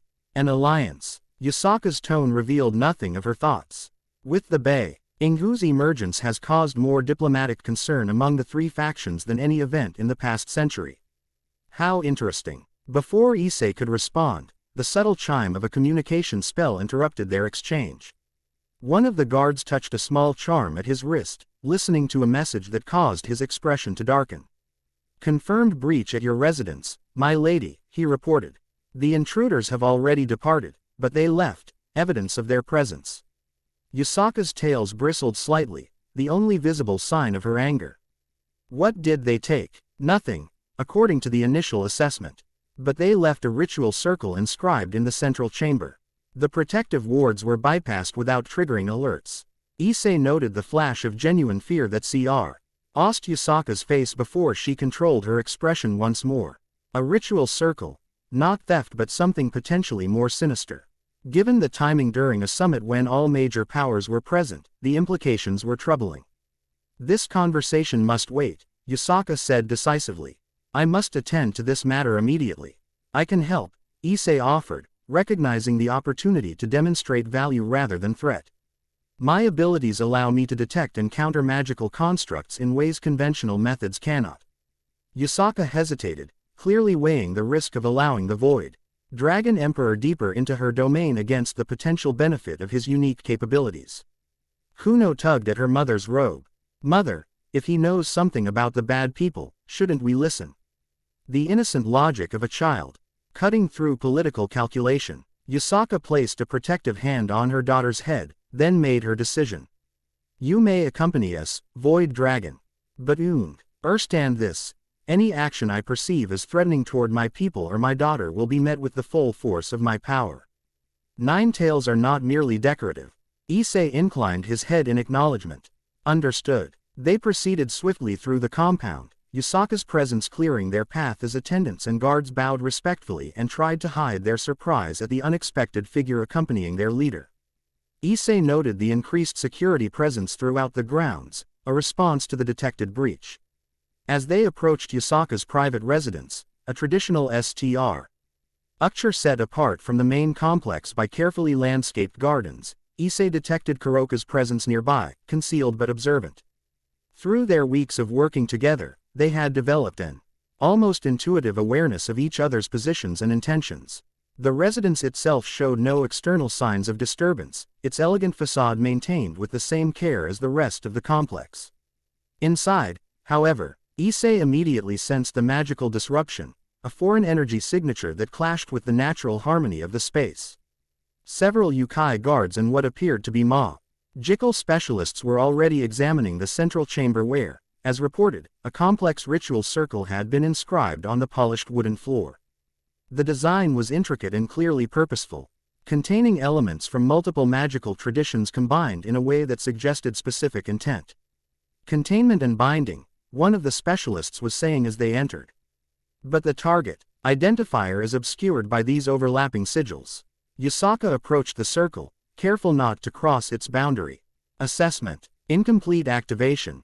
Lady Yusaka, the specialist replied, an early tanuki whose spectacles did little to hide his concern. The ritual requires a final trigger element, but its purpose is clearly malevolent. The binding aspects are designed to incapacitate a powerful Yukai, specifically one with. He hesitated, glancing at Kuno. Specifically one with Kitsune energy, Issei completed, having analyzed the pattern himself. The void-enhanced perception alloy led him to see beyond the physical markings to the underlying magical intent. It's designed to bind and extract power rather than simply contain. All eyes turned to him, the specialist's clearly surprised by both his presence and his immediate understanding of the complex ritual. You were correct, Void Dragon, the Tanuki acknowledged after a moment. This is a power extraction circle of considerable sophistication. Had it been activated while Lady Yusaka was present, I would have been incapacitated and my power drained, Yusaka finished, her voice steady despite the obvious threat. Convenient disruption during a summit of historical significance. Mother. Kuno's voice held a tremor of fear now, the young fox clearly understanding enough to recognize the danger. Yusaka drew her daughter close. I am safe, little one. The trap was discovered before it could be set. Issei moved closer to the ritual circle, examining its components with analytical precision. This isn't designed for assassination, he noted. The extraction elements are calibrated for sustained drainage rather than immediate depletion. Someone wanted to weaken you gradually while maintaining the appearance of natural illness or fatigue. Undermining my leadership during critical negotiations, Yusaka concluded. Clever. The summit agenda includes discussion of territorial boundaries and resource allocation, matters where my full faculties would be essential to protecting Yukai interests. The Tanuki specialist cleared his throat. The most troubling aspect, my lady, is that this ritual contains elements that could only be known to those with access to the ancient Yukai texts in the sacred library. An inside betrayal, Yusaka said, her tails moving in agitated patterns that belied her controlled expression. Issei glanced toward a shadowed corner of the room where he knew Kuroka was concealed, receiving a barely perceptible nod in confirmation. She had observed something relevant during her tracking of the infiltrators. The ritual can be neutralized, Issei said, returning his attention to Yusaka. But doing so will alert its creators that their trap has been discovered, which may force them to more desperate measures. Yusaka acknowledged. Unless, she studied him with renewed calculation. Unless we allow them to believe it remains operational while actually rendering it harmless. Issei nodded, appreciating her quick strategic thinking. The void can consume the active elements while leaving the physical appearance intact. To magical detection, it would register as dormant rather than disabled, waiting for its activation trigger. Giving us time to identify the collaborators, Yusaka concluded. Precisely. The Fox leader turned to her guards and specialists. Leave us. Maintain the perimeter and ensure no one else enters. Report that I am conducting a personal examination of the intrusion. Though clearly reluctant, they obeyed, departing with respectful bows that couldn't hide their concerned glances toward the Void Dragon Emperor standing in their ladies' private chambers. When only Yusaka, Kuno, and Issei remained in the room, he spoke quietly. Your associate may join us now. I've been aware of her presence since we arrived. A soft chuckle preceded Kuroka's materialization from the shadows, her golden eyes bright with amusement. Sharp senses, Lady Fox. Most can't detect me when I don't wish to be found. Yusaka showed no surprise at the Nekomata's appearance, merely inclining her head in acknowledgement. Kuroka Tuju, your reputation precedes you as well. All exaggerated, I assure you, Kuroka replied with a playful smile that fooled no one. What did you discover? Issei asked, returning to the matter at hand. Kuroka's expression sobered. The infiltrators were professionals, mixed team as you identified, but working with remarkable coordination. They were directed by the human magician, who carried communication enchantments connected to someone inside the main hall. Someone attending the summit, Yusaka said, her eyes narrowing. Did you identify which faction? Better, Kuroka replied. I tracked the magical signature WH. And they activated a transportation circle to depart. The destination coordinates correspond to a known Grigori research facility. Fallen angels, Yusaka's tone was thoughtful rather than surprised. Though the presence of devils in the team suggests collaboration rather than a single faction operation. Issei moved to the ritual circle, kneeling beside it. The politics can wait. First, let's neutralize this trap. He extended his void-shrouded hand over the intricate design, focusing on the magical energies woven into the physical markings rather than the markings themselves. Like separating water from soil, he drew the power into the void while leaving the visible structure intact. The process required precision he had been developing through weeks of training with Kuroka. Too much void would consume the entire circle, alerting the creators that their trap had been discovered. Too little would leave active elements that might still pose danger. As he worked, Kuno watched with undisguised fascination. Her young eyes wide as tendrils of nothingness extended from Issei's arm to touch specific points in the ritual design. It doesn't look scary, she said suddenly. Everyone says the void is terrifying, but it looks peaceful. Issei glanced at the young fox, momentarily surprised by her perception. The void itself is neutral. Neither good nor evil, it simply is. Like the space between stars. Kuno nodded sagely, as if this made perfect sense to her. Yusaka watched their interaction with subtle assessment, her nine tails now still and composed behind her. You're different than reports suggested. Void dragon. Less destructive. Destruction serves no purpose without direction, Issei replied, returning to his work.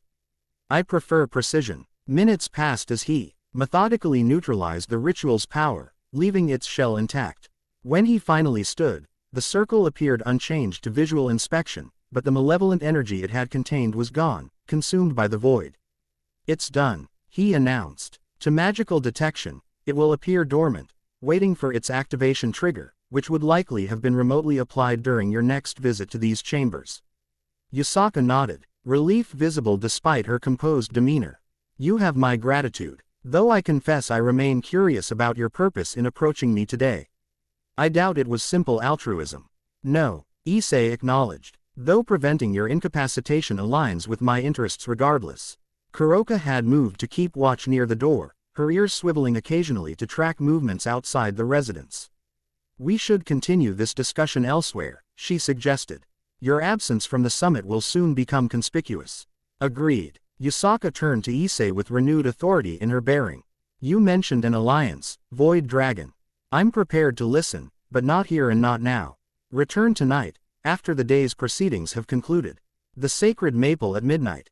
Issei recognized both the opportunity and the trust implied in the invitation. "We'll be there. In the meantime," Yusaka continued, "I would appreciate your discretion regarding what we've discovered. The summit must proceed without disruption while I identify the collaborators within my organization." Of course. Kuno, who had been examining the neutralized ritual circle with childish curiosity, looked up at Issei. "Will you really come back? I have questions about dragons." Despite himself, Issei felt something stir beneath the cold calculation that had become his stand-up. Road State, a faint echo of the humanity he had thoughtfully abandoned. "If your mother permits, I'll answer what I can." Yusaka placed a protective hand on her daughter's shoulder. "We shall see, little one. For now, we must return to our duties." She fixed Issei with a meaningful look. "The Sacred Maple, midnight." With that, she led her daughter from the chamber, pausing only briefly at the threshold to add, "Whatever your ultimate intentions, Void Dragon, you have earned a hearing today. Use it wisely." After they had departed, Kuroka materialized fully beside Issei, her expression thoughtful. "Well played, Dragon Boy. From intruder to protector in less than an hour. Opportunity presented itself," he replied simply. And you seized it with impressive calculation." She studied him with those knowing golden eyes. "Though I noticed something interesting when the kit spoke to you," a flicker of genuine response. "Not everything within you is void, it seems." Issei didn't acknowledge the observation directly. "We should depart before security protocols normalize. The Sacred Maple at midnight gives us time to prepare properly for formal negotiations." Kuroka shrugged, accepting the deflection with characteristic ease. "As you wish, though I suggest we exit via the forest rather than the compound. Less chance of encountering your former associates, who are undoubtedly on hate." Ned alert after the breach was discovered. They left as they had arrived, through carefully calculated paths that avoided detection, Issei's void manipulation rendering them virtually invisible to conventional surveillance. The morning's events had yielded more than he had initially hoped. Direct contact with Yusaka, confirmation of external threats to her position, and the opportunity to present himself as an ally rather than a destabilizing force. As they slipped into the forest beyond the compound's boundaries, Kuroka finally broke the companionable silence they had maintained during their retreat. "You know, formal alliance with the Kyoto faction would significantly alter our standing in supernatural politics. From rogue elements to legitimate power players. That's the idea," Issei confirmed. "Legitimacy provides operational freedom that notoriety alone cannot." "Clever dragon." Her tail swished with apparent approval. "Though I wonder what terms you plan to offer Yusaka that would justify her risking the ire of the three factions by openly associating with the feared Void Dragon Emperor and a notorious stray devil." Issei paused beneath the forest canopy, sunlight filtering through the ancient trees in dappled patterns. "Protection, information, and a future where Yukai autonomy is more than diplomatic fiction. Ambitious," Kuroka noted, "though perhaps not impossible, given the unique nature of your abilities." "The void creates possibilities," Issei replied, echoing Abaddon's earlier wisdom. "Absence becomes potential." They continued through the forest until reaching a clearing far enough from the compound to open a portal without detection. As Issei prepared to create their passage back to Abyss, Abaddon's voice resonated within his consciousness. "You begin to understand, host. The void is not merely a weapon but a foundation, a canvas upon which new realities can be written." Issei acknowledged the dragon's observation silently as the portal formed bef. Or them, a perfect tear in reality leading to their sanctuary realm. The first alliance was taking shape, but it was merely the beginning. The supernatural world had existed in its current configuration for millennia, with angels, devils, and fallen angels maintaining dominance through carefully balanced power. The Void Dragon Emperor represented something outside that balance, neither creation nor destruction but the space between, where new possibilities could form. As they stepped through the portal, Leaving the human world behind, Issei allowed himself a moment of satisfaction. The board was set, the pieces were moving, and for the first time since his transformation, he was not merely reacting to events but shaping them according to his design. The void within him pulsed in resonance with his resolve. Whatever he had been before, the naive human boy, the devoted devil pawn, was truly gone. In its place stood something new, a being of calculated purpose who would no longer be used as a piece in others' games. The sacred maple at midnight would mark the beginning of the next phase. Yusaka was merely the first potential ally in a broader strategy. There were others, beings who, like himself, existed at the margins of conventional supernatural hierarchy. Beings with power, knowledge, and grievances that could be channeled toward mutual benefit. The realm of abyss materialized around them, its twilight sky shimmering with potential. Issei moved toward the central pavilion, already formulating the terms he would offer the nine-tailed fox leader. Behind him, Kuroka followed with feline grace, her golden eyes reflecting curiosity about what her enigmatic partner would do next. The pieces were indeed moving, and the game had only just begun. Chapter 3. Void Ascendant. Moonlight spilled across Kyoto's ancient grounds, transforming the sacred maple into a silver-crowned sentinel. Beneath its spreading branches, two figures waited, one wreathed in void black tendrils that Issei only caressed the night air like curious serpents, the other a study in feline poise, golden eyes reflecting starlight with preternatural brilliance. "She's late," Kuroka observed, perched on a low-hanging branch. Her voice held no concern, merely clinical assessment. 3 minutes and counting. Issei remained motionless, the void around his left arm pulsing in rhythm with heartbeats too slow to belong to any ordinary human. "She'll come." The certainty in his voice wasn't born of hope but calculation. The day's events, the infiltration, the ritual circle, the clear evidence of betrayal within Yusaka's inner circle, had created leverage. Need was the most reliable motivator in any negotiation. "Movement," Kuroka murmured, her ears swiveling toward the eastern path. 4 signatures. Yusaka, the kid, and 2 guards. Different guards than this morning. Issei nodded slightly. The change in security detail suggested caution, Yusaka bringing only those whose loyalty she could absolutely trust. Smart. Necessary. Given what they'd discovered, the fox leader materialized from the shadows like an apparition of ancient legend, her 9 tails glowing with subtle foxfire that illuminated the path before her. Kuno walked at her side, small hand clasped in her mother's, eyes wide and alert despite the late hour. The guards, 1 male, 1 female, flanked them with disciplined vigilance. Their Yukai auras carefully regulated to avoid detection by the summit's numerous supernatural sensors. "Void Dragon," Yusaka greeted, her voice carrying the formal weight of her position. "You honor your word, Lady Yusaka." Issei inclined his head slightly, respect without submission. "I trust the summit proceeds as expected." A flicker of something, frustration, concern, crossed her elegant features before disappearing behind diplomatic composure. With tedious predictability, the 3 factions continue their careful dance of alliance while positioning for advantage beneath the surface.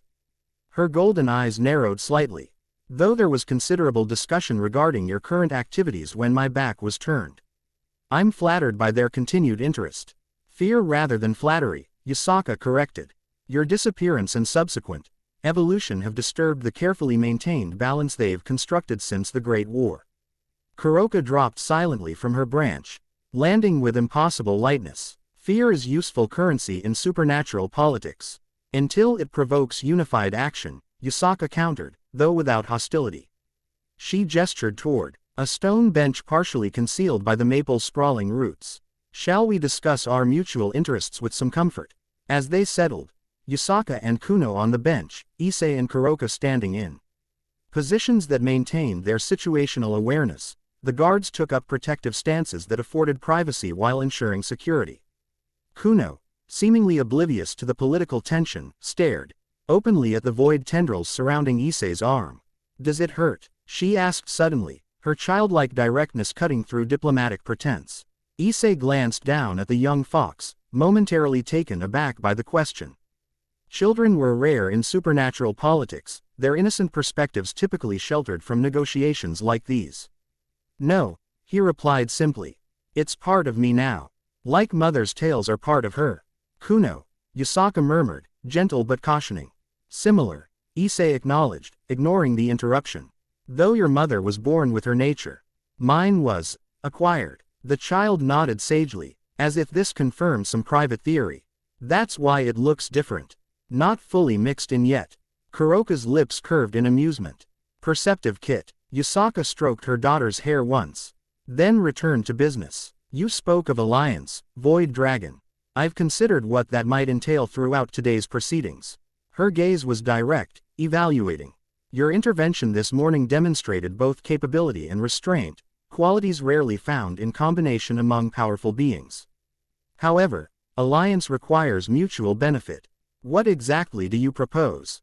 Issei met her gaze steadily.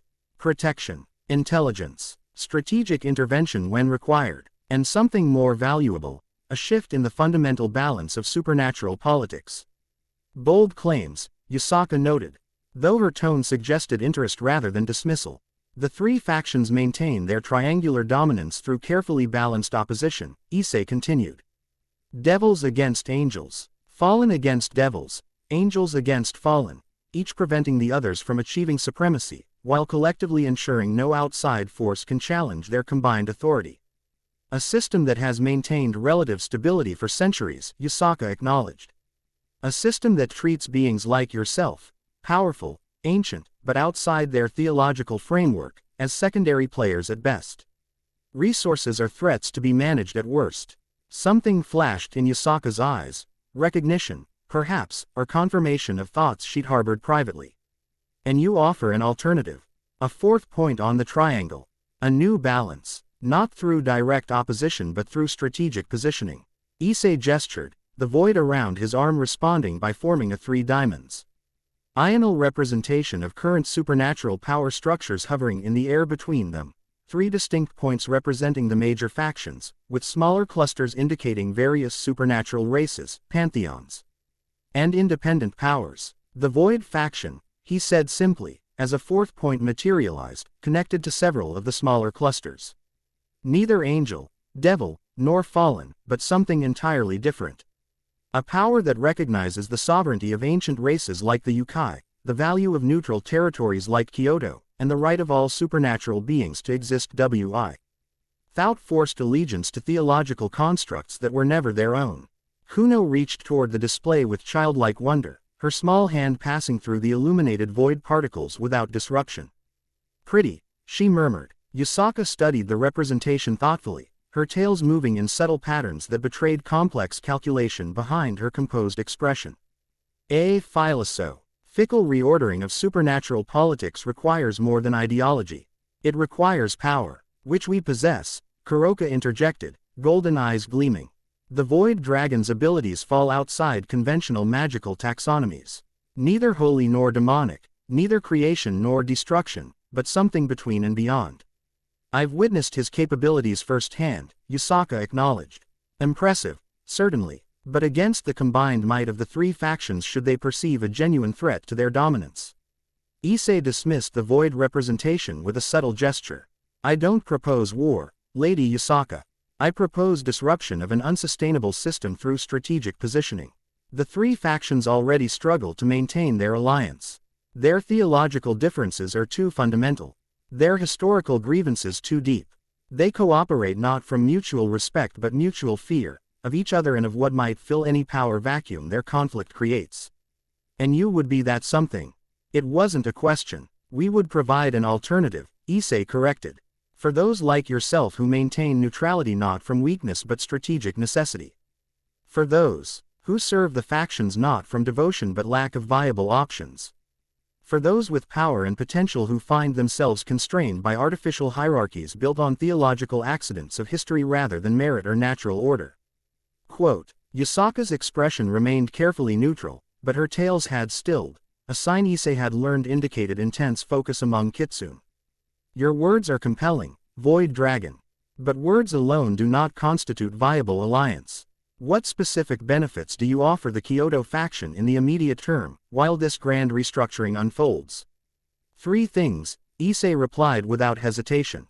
First, Identification of the collaborators who threaten your position from within.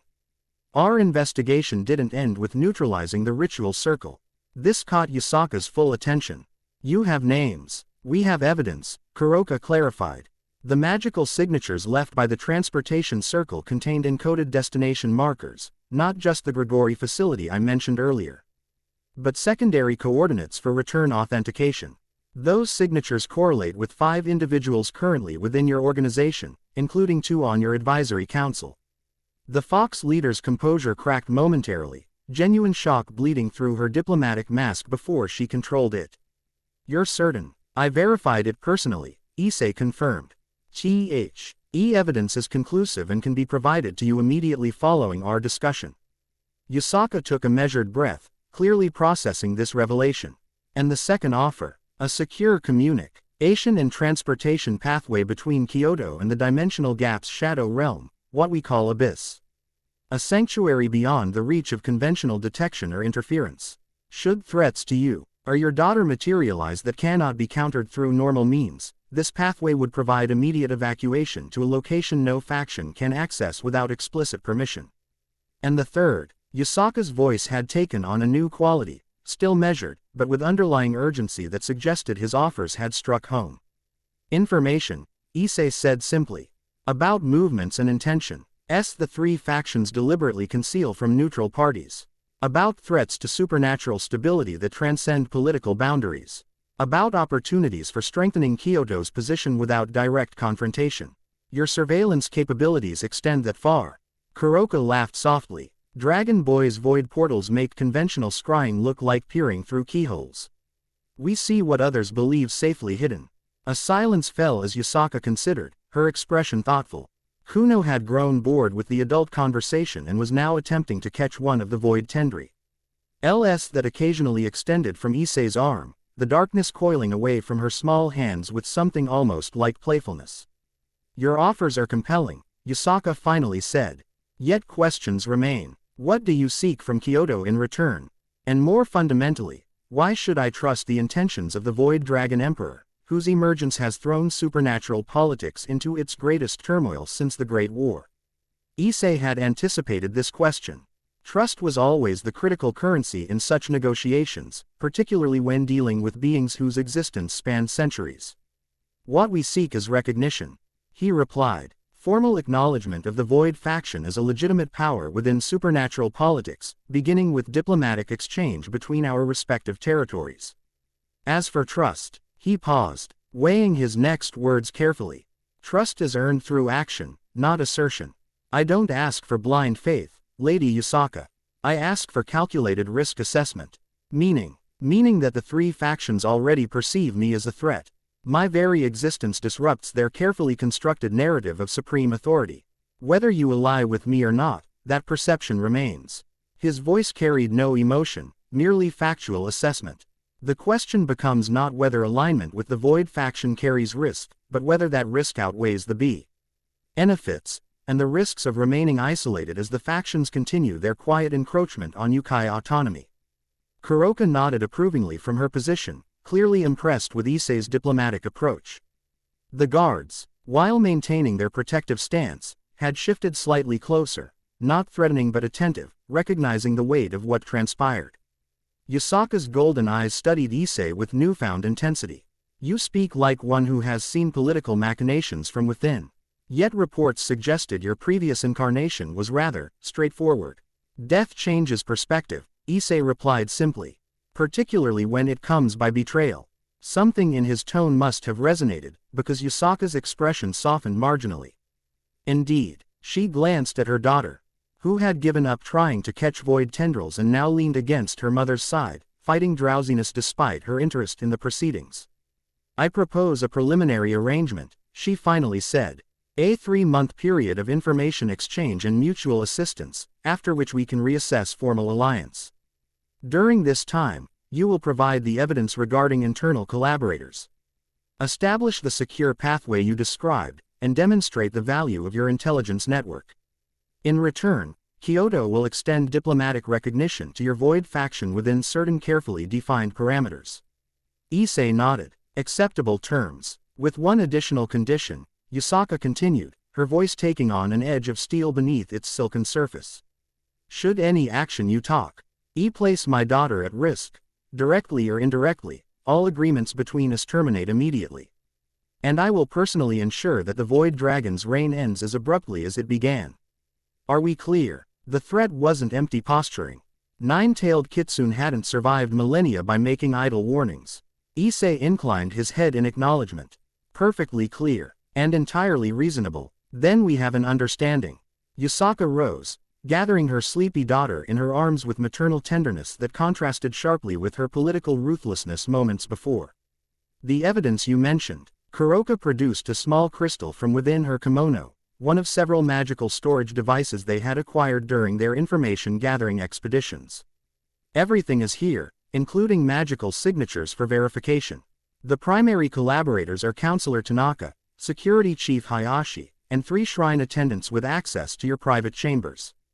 Yusaka accepted the crystal with a graceful nod. You have my gratitude. We will establish regular communication channels through my most trusted aide, Hamari. She will contact you within 3 days to arrange the secure pathway implementation. With formal arrangements concluded, the atmosphere shifted subtly. Kuno, despite her drowsiness, lifted her head from her mother's shoulder to look at Issei. Will you visit again? She asked simply. I still have dragon questions. Despite himself, Issei felt something stir beneath the cold calculation that had become his standard state, an echo of the humanity he had believed fully extinguished. If circumstances permit, the child seemed satisfied with this non-committal response, settling back against her mother with a small smile. Yusaka studied Issei with renewed interest, as if this brief exchange had revealed something significant about the Void Dragon Emperor. Until our next meeting, she said, a formal farewell that carried new weight given their arrangement. With fluid grace, she and her guards departed, disappearing into the shadowed paths of the compound with supernatural stealth. When they had gone, Kuroka stretched languidly beside Issei. Well played, Dragon Boy. The fox is cautious but intrigued. Her position is more precarious than she publicly acknowledges. The collaboration network we uncovered suggests systematic undermining rather than opportunistic betrayal. She knows, Issei replied, already creating a void portal to return them to Abyss. Her concern for her daughter isn't merely maternal instinct. It's recognition that Kuno R.E. presents the future of Kyoto's supernatural autonomy, and a vulnerable point of leverage for her enemies. They stepped through the portal, leaving the moonlit garden for the perpetual twilight of their sanctuary realm. The Abyss had continued to evolve during their absence, the crystalline structures growing more complex, more deliberate in their architectural expression. What had begun as simple, geometric forms had developed into something that reflected both function and aesthetic, a physical manifestation of Issei's developing control over the void's potential. The fox kid likes you, Kuro. Ka observed as they moved toward the central pavilion. Children have good instincts about such things. Issei didn't respond directly. The alliance with Kyoto establishes legitimacy, but it's only the beginning. We need additional resources, specialized knowledge, and power structures that can withstand direct confrontation should the factions decide diplomatic pressure is insufficient. Already plotting the next expansion. Kuroka's golden eyes gleamed with approval. I appreciate your ambition. Who's next on your recruitment list? The Norse, the Greeks, perhaps those delightfully chaotic Celtic divinities. Someone more immediately useful, Issei replied, creating a viewing portal that displayed a desolate mountain landscape, craggy peaks shrouded in perpetual storm clouds, lightning periodically illuminating what appeared to be a massive cavern entrance. Tiamat. Kuroka's playful expression vanished, replaced by genuine shock. The Chaos Karma Dragon, the strongest of the Dragon Kings. She stared at Issei as if reassessing his sanity. Even Diedrag and Albion together would hesitate to challenge her directly. She's ancient, powerful, and notoriously hostile toward other dragons. Precisely why her allegiance would be valuable. Allegiance. Kuroka laughed, the sound sharp with disbelief. Dragon Boy, Tiamat doesn't ally. She tolerates, at best. More often, she annihilates those who enter her territory without invitation, which, I must point out, we do not have. Issei studied the storm-racked landscape in the viewing portal, his expression betraying nothing of his thoughts. Every being has motivations, desires. Grievances. Tiamat is no exception, and you believe you've identified hers. Kuroka's skepticism remained evident, but curiosity had entered her tone. I believe I understand enough to justify the attempt. He closed the viewing portal with a gesture. But that's tomorrow's challenge. Tonight, we have preparations to complete for our Kyoto alliance. They spent the following hours establishing the groundwork for their agreement with Yusaka, creating specialized void anchors that would enable secure communication and transportation between Kyoto and Abyss. Developing protocols for intelligence sharing that wouldn't compromise their own security, and mapping potential threats to the Yukai leader that might require immediate intervention. Throughout their work, Issei noticed Kuroka watching him with speculative interest, as if his determination to approach Tiamat had revealed something unexpected about his character or intentions. He ignored her assessment, focusing instead on the practical aspects of their expanding operation. You should rest, he finally said as they completed the basic security implementations. Tomorrow's expedition carries significant risk. Your skills will be needed at full capacity. The Nekomata stretched, making no effort to disguise the feline grace of her movements. Concerned for my well-being, Dragon Boy. How unexpectedly considerate. Despite her teasing tone, she nodded agreement. Though you're right, facing Tiamat requires optimal condition, especially if your approach proves less than successful. After she had departed for her chambers, Issei remained in the central pavilion, creating a new viewing portal, this one focused not on Tiamat's domain but on the ongoing summit in Kyoto. The formal proceedings had concluded for the day, but smaller gatherings continued in various locations throughout the compound. Political maneuvering never truly ceased, merely changed venues. He observed. Sears X Lucifer engaged in conversation with Michael, both maintaining pleasant expressions that masked the tension evident in their posture. Nearby, Azazel lounged with characteristic casualness. Huff his eyes missed nothing of the interactions around him. Representatives from minor factions circulated carefully, forming temporary alliances of convenience while avoiding commitments that might prove disadvantageous. And there, in a secluded corner, stood Rias Grimori in conversation with Sona Citri. Their expressions were serious, their gestures occasionally indicating the viewing portal itself, or rather, the direction of abyss beyond conventional space. They were discussing him, Issei realized. Speculating about his intentions, his capabilities, his potential threat to their carefully ordered world. Abaddon's voice resonated within his consciousness as he observed his former master. Does it stir anything within you, seeing her again? Clinical interest, Issei replied aloud in the empty pavilion. She represents a phase that's concluded. Yet you watch her still. I watch all potential opponents. The Void Dragon's consciousness seemed to assess this response, weighing its truth. The Fox leader was correct. You speak as one who has observed politics from within, yet your previous self had little interest in such matters. My previous self was deliberately kept ignorant. Of the true nature of supernatural politics, Issei corrected. Fed childish narratives about good versus evil, heroes versus villains, comfortable fictions that ensured obedience through misplaced idealism. And now I see the reality. That power recognizes only power. That autonomy requires strength to enforce it. That alliances are tools, not friendships. Interesting, Abaddon mused. The void has indeed changed you. Yet perhaps not in the way one might expect. Where most would find nihilism in nothingness, you have found clarity. Issei closed the viewing portal, ending his observation of the summit. Clarity serves purpose. Nihilism does not. With that final assessment, he retired to prepare for the confrontation with Tiamat. Whatever sentimentality might remain from his previous existence, he would not allow it to interfere with the construction of something new, something that would ensure he would never again be merely a piece in someone else's game. The following day, if such distinctions truly existed within Abyss's timeless twilight, found Issei and Kuroka making final preparations for their expedition to Tiamat's domain. The Nekomata had armed herself with IOUS magical artifacts that might provide some defense against draconic power, though both recognized such precautions were largely symbolic against a being of Tiamat's caliber. Last chance to reconsider this particular suicide mission, Kuroka noted, adjusting the protective talismans concealed within her kimono. We've made excellent progress with Kyoto. Perhaps we should consolidate that alia. NCE before antagonizing the most powerful dragon outside the two heavenly dragons themselves. Issei continued calibrating the void portal that would transport them directly to the outer boundary of Tiamat's territory. Your concerns are noted. Your presence remains optional. Golden eyes narrowed at his response. Oh no, Dragon Boy. If you're determined to face chaos karma, you're not doing it alone. Someone needs to recover whatever remains of your stubborn self when this inevitably goes sideways. If Issei appreciated her loyalty, he gave no obvious sign. The portal is ready. Final equipment check. Once satisfied with their preparations, limited as they were against such overwhelming power, they stepped through the void portal into howling chaos. Tiamat's domain greeted them with a fizz. Ikal manifestation of its ruler's nature. Wild, primal, untamed. Gale force winds carrying particles of ice and stone lashed at them immediately. Lightning split the perpetually twilight sky, Illumina.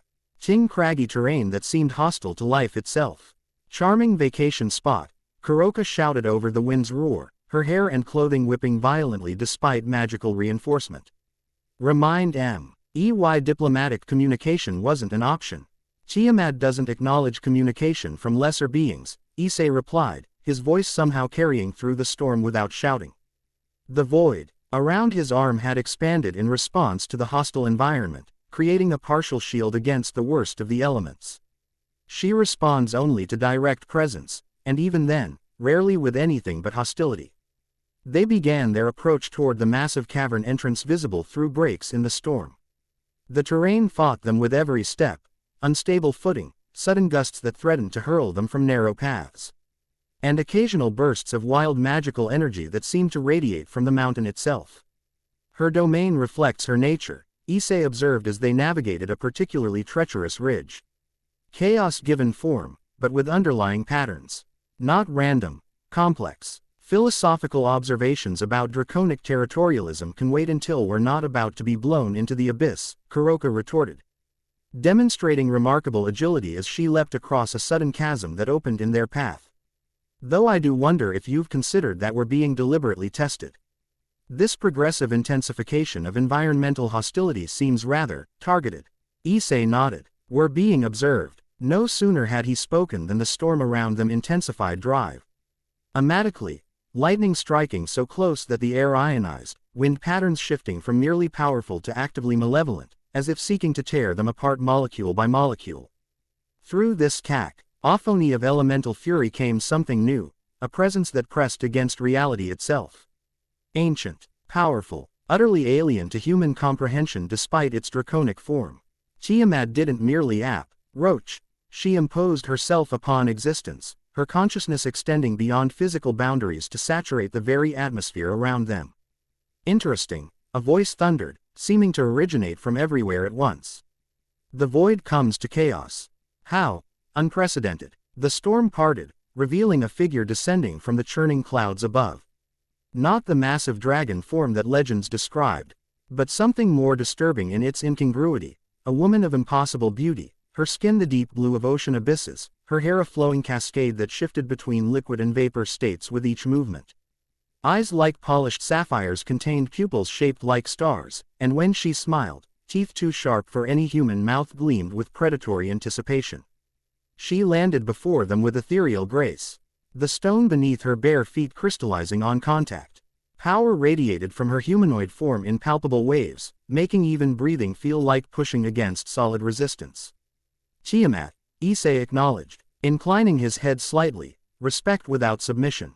Void Emperor, she replied, her voice now confined to her physical form yet still carrying harmonic undertones that vibrated at the threshold of pain. You've brought a cat to my domain. Her star-shaped pupils fixed on Kuroka with clinical interest. Bold, stupid, perhaps, but bold. Kuroka maintained remarkable composure despite the overwhelming draconic presence. A pleasure to meet you as well, Chaos Karma. Your hospitality is exactly as the stories promised. Rather than taking offense, Tiamat laughed, sound like crystal shattering and reforming simultaneously. Spirited, I can see why you keep her, void child. She returned her unsettling gaze to Issei. The question remains, why have you invaded my solitude? Few approach willingly, and fewer still depart intact. I seek understanding, Issei replied simply. And potentially, alliance. Another laugh, sharper this time. Alliance. With the void. How deliciously absurd. She circled them with predatory grace, each step leaving momentary impressions of otherworldly ecosystems in the stone beneath her feet. Abaddon has always stood apart fro. Dragonkand. Neither creator nor destroyer, but the space between.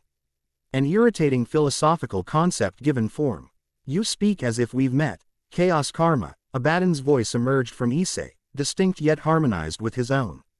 Yet I have no recollection of such an encounter. Memory is a luxury of continuous existence, Tiamat replied cryptically.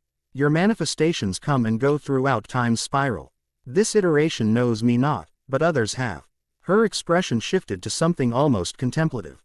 Though I admit, this host shows unusual compatibility.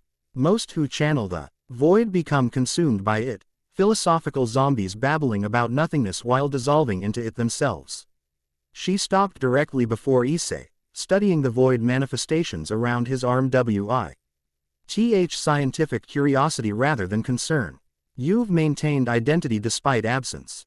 Intriguing. We didn't come to discuss metaphysics, Issei said, redirecting the conversation. The supernatural world stands at a crossroads. The old balances shift, new configurations become possible, and you believe I should care about these ephemeral political reshufflings. Tiamat's tone suggested boredom, though her intense focus belied the pretense.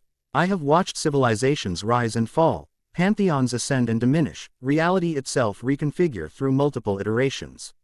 Why should this particular moment concern me? Because something approaches that threatens even beings of your caliber, Issei replied. Something that exists outside conventional dimensional boundaries, feeding on disruption and conflict. That caught her attention. The storm around them quieted momentarily, as if Tiamat's concentration had shifted entirely to his words. Explain. Through the void's perspective, we've observed distortions in reality's fabric, systematic weaknesses being exploited by something that manifests through dimensional fractures. Issei gestured, creating a small void portal that displayed images they had collected during their surveillance operations. These breach points correspond with locations of significant conflict between supernatural factions. The greater the discord, the larger the potential gateway. Tiamat examined the images with newfound intensity, her ancient eyes recognizing patterns that most beings, even powerful ones, would miss. The outsiders, she murmured, the name itself seeming to distort sound around it. They test the boundaries again. You know of them. It wasn't a question. I have fought them before, Tiamat acknowledged, her casual demeanor replaced by something harder. More focused. In epochs before recorded history, when reality was still malleable and dimensional barriers permeable. We sealed the primary incursions at great cost. Her star-pupiled eyes narrowed. If they probe once more, the situation is more serious than your political machinations suggest. Kuroka, who had remained uncharacteristically silent during this exchange, finally spoke. These outsiders, they're not mentioned in any supernatural records we've accessed. Of course not, Tiamat replied dismissively. The knowledge was deliberately obscured. Consciousness itself attracts their attention. The more beings who know of them, the more potential vectors for manifestation they gain. She returned her attention to Issei. How did you discover them, Void Child? Even Diedrag and Albion agreed to the memory suppression protocols after the last incursion. The void exists in the spaces between, Issei replied. What is hidden from direct observation remains visible through absence. We didn't seek this knowledge specifically, it revealed itself through patterns of negation. Clever, Tiamat acknowledged, and concerning, she gestured, and the storm around them parted completely, revealing the full expanse of her mountain domain, and beyond it, subtle distortions in the sky that resembled fracture lines in glass. The barrier's thin already. I've sensed the disruptions but couldn't identify the specific vector without exposing myself to potential contamination. She turned back to Issei, her expression now deadly serious. You spoke of alliance. What specifically do you propose? Void Emperor. A cooperative security arrangement, Issei replied without hesitation, as if he'd anticipated this precise moment. The Void faction establishes a network of detection and containment protocols focusing on dimensional boundaries. Your power and knowledge enhance our effectiveness, while our connections provide wider coverage and intelligence than you could maintain alone. And in return, you gain access to our information network, our dimensional transit capabilities, and our growing political influence among non-traditional factions. Issei met her inhuman gaze steadily. Plus the satisfaction of protecting reality from extra-dimensional parasites without revealing your direct involvement to potential enemies. Tiamat's lips curved in, a smile that was somehow more unsettling than her previous intensity. You understand leverage well for one so young. The political anonymity particularly appeals. I prefer my interventions remain uncredited. She studied him with renewed interest. Though I wonder, what transformed the Red Dragon Emperor's pawn into this calculating void wielder? The transition seems significant. Death, betrayal, clarity, Issei replied simply. The specifics matter less than the outcome. I disagree, Tiamat countered, moving closer until barely inches separated them. Transformation vectors fascinate me, particularly when they defy probability matrices as dramatically as yours. Without warning, she reached out, her fingers brushing the void surrounding his arm. Unlike others who had touched it, he neither flinched nor seemed affected by its entropic properties. Abaddon chose well this iteration. You carry absence differently than previous hosts. Before Issei could respond, the mountain beneath them shuddered violently. Lightning, different from the storm's natural discharges, split the sky in systematic patterns that suggested deliberate attack rather than environmental phenomena. Tiamat's expression shifted to one of cold fury. It seems our discussion must continue another time, she said, her form already beginning to shimmer with suppressed power. We have uninvited guests with impressively poor timing. Through the dissipating storm clouds, dozens of figures appeared, some with wings of various configurations, others surrounded by magical transportation circles. Angels, devils, fallen angels, a joint operation force descending on Tiamat's domain with obvious hostile intent. The factions move more aggressively than anticipated, Issei observed, the void around his arm expanding in preparation for conflict. Kuroka shifted into combat stance beside him, senjutsu energy gathering around her hands. Someone must have tracked our portal signature. Clever, using our meeting WITH Tiamat as justification for direct intervention.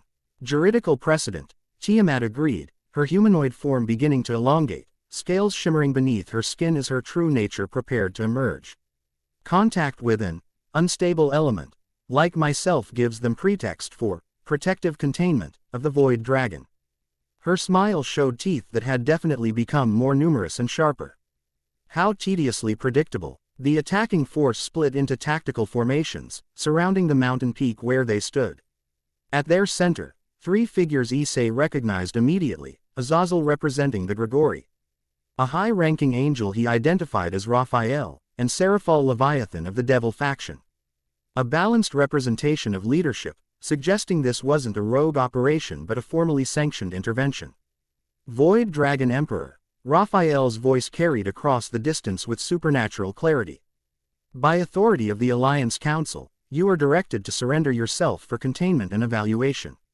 Your unauthorized contact with multiple restricted entities constitutes a clear danger to supernatural stability. They came prepared, Kuroka murmured, counting at least 60 combat specialists among the surrounding forces. This isn't a capture mission, it's an elimination operation with diplomatic cover.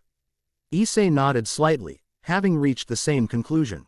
The void responded to his recognition of threat, expanding further around his form, no longer confined to his arm but spreading across his chest and shoulders in patterns that resembled cosmic emptiness. Tiamat laughed, the sound reverberating across the mountain range. How precious. They believed themselves adequate to this confrontation.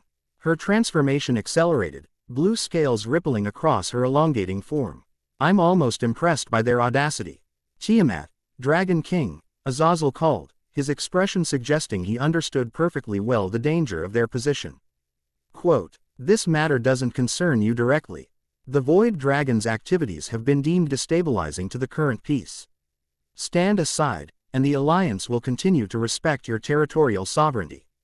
Respect. Tiamat's voice had changed, deeper and multiple, as if several voices spoke in perfect harmony. You invade my domain with armed forces and speak of respect. Her partially transef Orned body shimmered with building power. Your arrogance remains consistent across millennia, Fallen One. Seraphal stepped forward, her typically playful demeanor replaced by the seriousness befitting her position as Leviathan.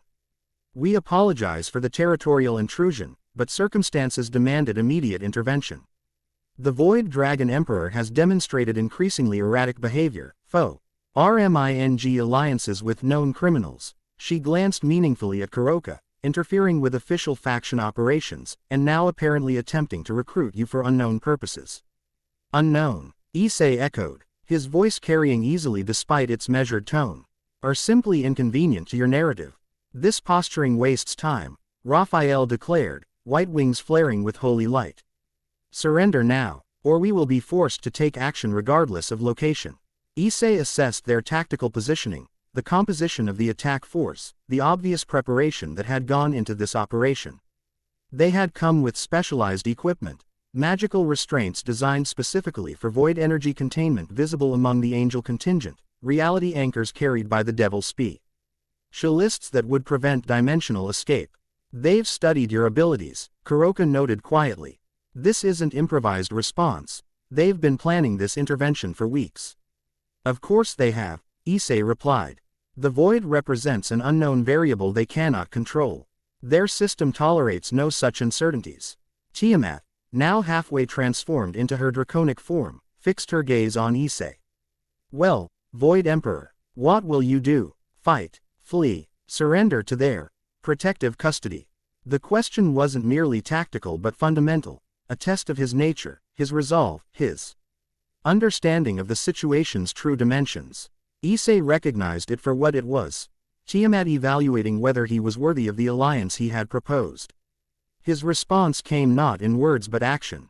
The void surrounding him expanded dramatically, not as an attack but as a declaration, a manifestation of his true nature and capacity. Tendrils of absolute nothingness extended outward, creating a field of negation that didn't destroy but simply created absence where energy existed. I will not be contained, Issei stated, his voice carrying an echo of Abaddon's ancient power. I will not be used. Not by Rias Grimori, not by the faction leaders, not by anyone. The Void Dragon Emperor is not a piece in your game, he is a player at the table. The attack force tensed, magical energy building. As they prepared to launch their coordinated assault, Azazel's expression showed something almost like regret before hardening into tactical resolve. So be it, the fallen angel leader declared. Containment protocols activate. What followed was chaos, organized, tactical, but chaos nonetheless. The joint force attacked with coordinated precision, different squad elements focusing on specific aspects of their target's abilities. Holy spears of light, demonic energy blasts, and specialized binding spells converged on Issei's position from multiple vectors simultaneously. But the void was not so easily constrained. With control born of weeks of disciplined training, Issei created selective fields of negation, not attacking directly but simply ensuring that where offensive magic traveled, nothing existed to conduct it. Spells dissipated into emptiness, energy attacks vanished without impact. Reality itself seemed to bend around him, creating a zone where conventional supernatural physics ceased to apply. Beside him, Kuroka launched into action with feline grace turned lethal. Her senjutsu disrupted the life force of any attacker who penetrated their defensive perimeter, not killing T incapacitating with precise strikes that demonstrated why she had been classified as an SS rank stray. And Tiamat was glorious destruction incarnate. Her transformation complete, the Chaos Karma Dragon rose like a force of nature. Her massive serpentine form shimmering with power that predated human civilization. Her roar alone shattered reality in localized bursts, creating momentary dimensional rifts that swallowed unfortunate attackers whole.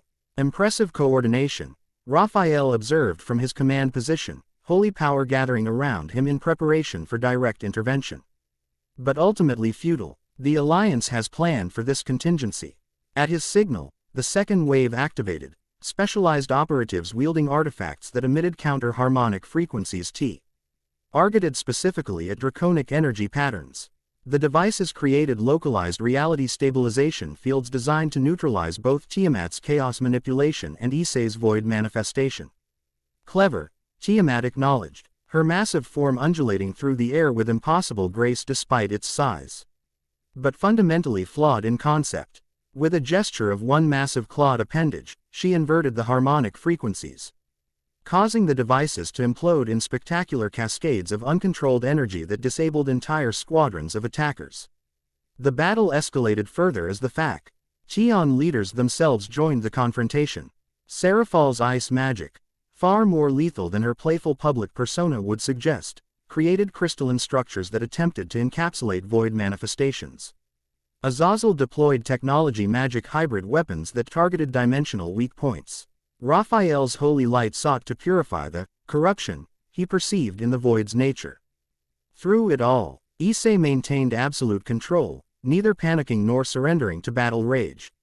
The void responded to his calculated direction, creating defensive barriers, neutralizing specific threats, and occasionally, when necessity demanded, launching precise counterattacks that disabled rather than destroyed their targets. They didn't expect this level of restraint, Kuroka noted during a momentary lull. Back to back with Issei as they repelled another coordinated assault.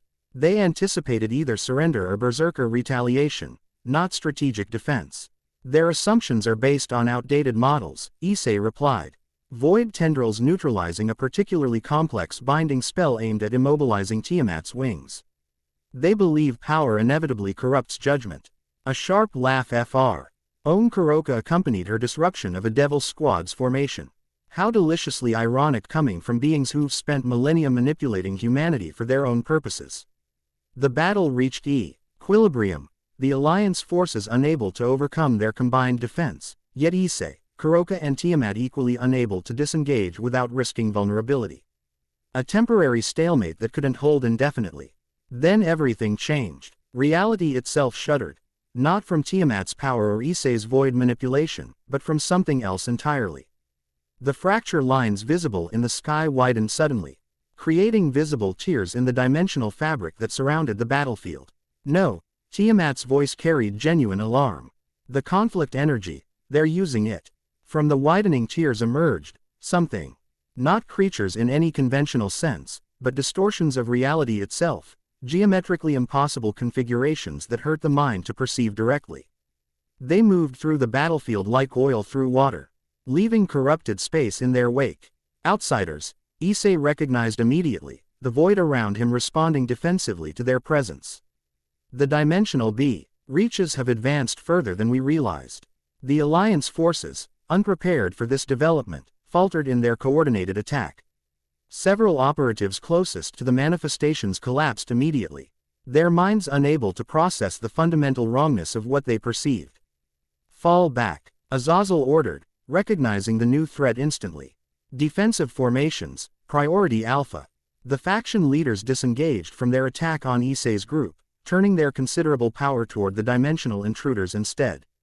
But conventional supernatural energy, whether holy, demonic, or fallen, seemed to strengthen rather than harm the outsiders, their impossible forms absorbing the attacks and growing more substantial with each attempt.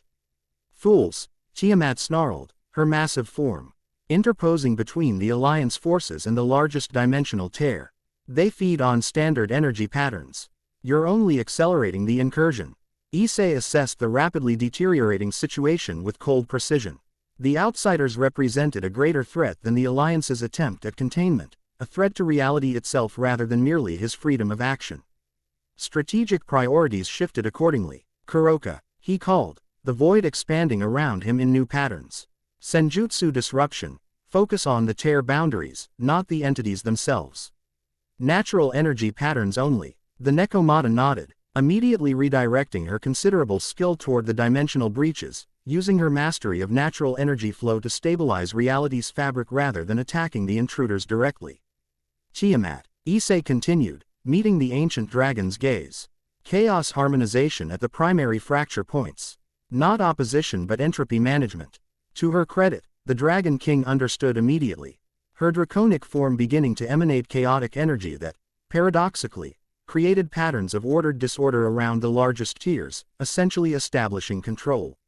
Led chaos that the outsiders couldn't easily corrupt. As for Issei himself, he stepped directly toward the center of the battlefield, the void expanding around him until it encompassed his entire form. Unlike the destructive negation he had used defensively, this manifestation was different, controlled absence creating defined boundaries between dimensional layers. "What is he doing?" Raphael demanded, holy light struggling ineffectually against the corrupting influence of the outsiders. "Something impossible," Azazel replied, genuine awe entering his voice despite the circumstances. "He's creating void barriers between dimensional planes, essentially constructing walls of nothingness that even these entities can't penetrate." The process required precision beyond anything Issei had attempted previously. The void responded to his will, extending not as destruction but as definition, establishing boundaries where reality could end cleanly rather than fracture chaotically. Where outsiders touched these void barriers, they found neither energy to consume nor reality to corrupt, only the absolute absence of both. Working in concert, Issei's void defining boundaries, Kuroka's senjutsu stabilizing natural energy flows, and Tiamat's chaos establishing controlled entropy gradients, they began to contain and then reverse the dimensional incursion. The tiers gradually narrowed, the outsiders, finding themselves unable to maintain manifestation in a reality suddenly hostile to their presence. The alliance forces, recognizing the effectiveness of this unexpected cooperation, shifted from offensive to supportive actions. Angels established purification fields that cleansed areas after outsiders retreated. Devils utilized specialized binding magic to reinforce weakened reality points. Angels deployed technological countermeasures that helped identify remaining dimensional weak spots. Gradually, impossibly, the incursion was contained. The final tear sealed with a reality shudder. Implosion that briefly inverted perceptual space before normalizing. Where dozens of outsiders had manifested, now only residual energy distortions remained, quickly dissipating as conventional physics reasserted dominance. In the aftermath, an uneasy silence fell across the battlefield. Alliance forces remained in defensive positions, but their focus had clearly shifted from Issei's capture to recovery and assessment. The faction leaders converged at the center of the operational zone, their expressions betraying complex recalculation. Issei stood with Kuroka and Tiamat, the void gradually receding to its more contained manifestation around his arm. The Nekomata showed signs of significant energy expenditure, her typically perfect posture now slightly hunched with fatigue. Even Tiamat, having returned to her humanoid form, exhibited subtle indicators of power depletion, though her ancient eyes remained sharp with calculation. "That," Azazel said, breaking the silence as he approached their position, "was not in any operational briefing I've received in the past millennium." "Your intelligence has gaps," Issei replied simply, "particularly regarding extradimensional threats." Raphael joined them, his expression severe but lacking its previous hostility. "These outsiders, you knew of them." "We've been tracking their incursion patterns for weeks," Issei confirmed. "Their knife station requires specific energy configurations, particularly conflict between powerful supernatural entities. Like the battle you deliberately provoked today," Seraphal suggested, her tone sharp despite her diminutive appearance. Tiamat laughed, the sound causing several nearby operatives to flinch involuntarily. "Your perception remains delightfully inverted, Leviathan. Who invaded whose territory with overwhelming force?" She fixed the devil leader with ancient eyes that had watched civilizations rise and fall. "The void sought alliance against a common threat. You responded with attempted containment. A threat conveniently invisible to our most sensitive detection systems," Raphael noted skeptically. "Because you monitor for known energy signatures," Issei explained, his tone coldly informative rather than defensive. "Outsiders exist in dimensional frequencies outside conventional supernatural detection ranges. The void perceives them because absence recognizes absence, we say. The spaces they create rather than their direct presence." Azazel studied him with newfound interest. "And you've been building alliances to counter this threat rather than simply accumulating personal power." First Kyoto, now Tiamat. His expression shifted to something almost like respect. "Strategically sound, if procedurally problematic from our perspective. Your perspective prioritizes control over security," Issei replied.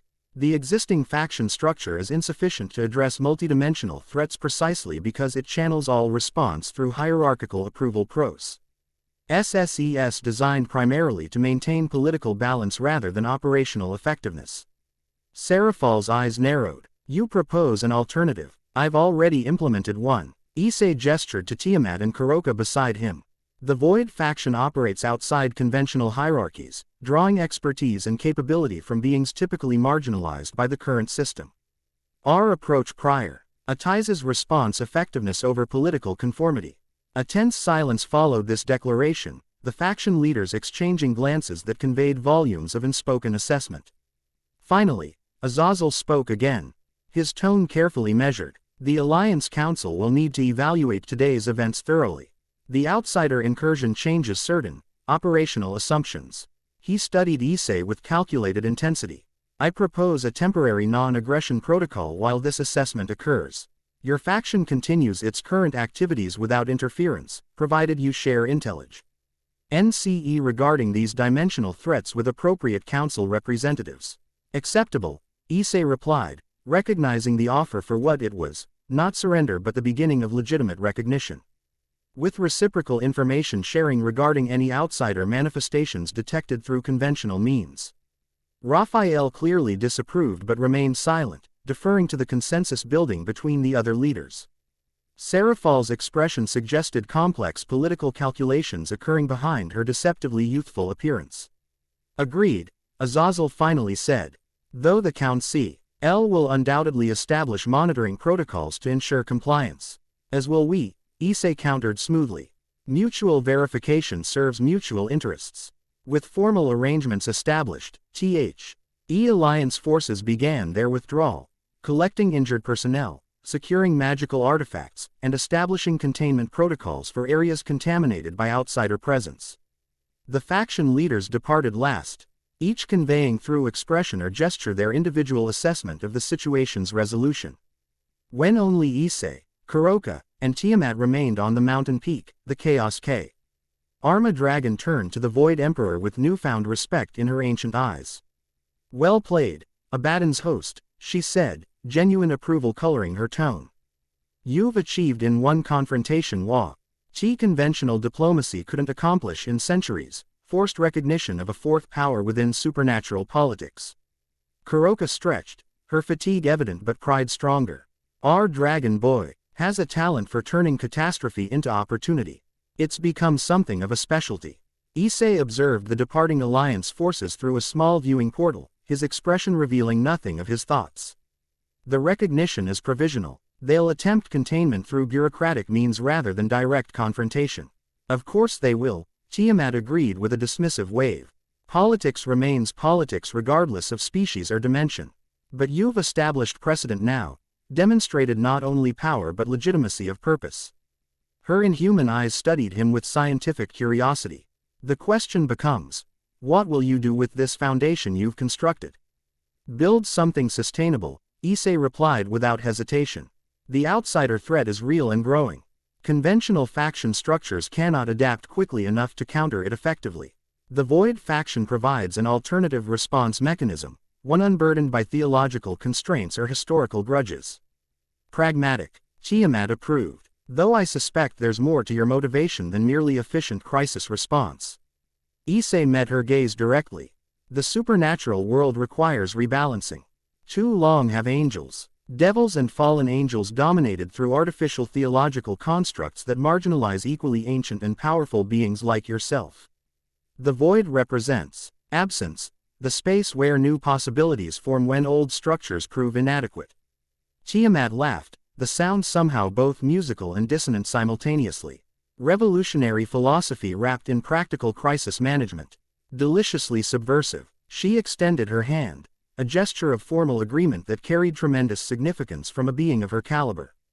The Chaos Karma Dragon acknowledges alliance with the Void faction for mutual benefit regarding dimensional stability and, her lips curved in a knowing smile, whatever other opportunities might arise from this arrangement.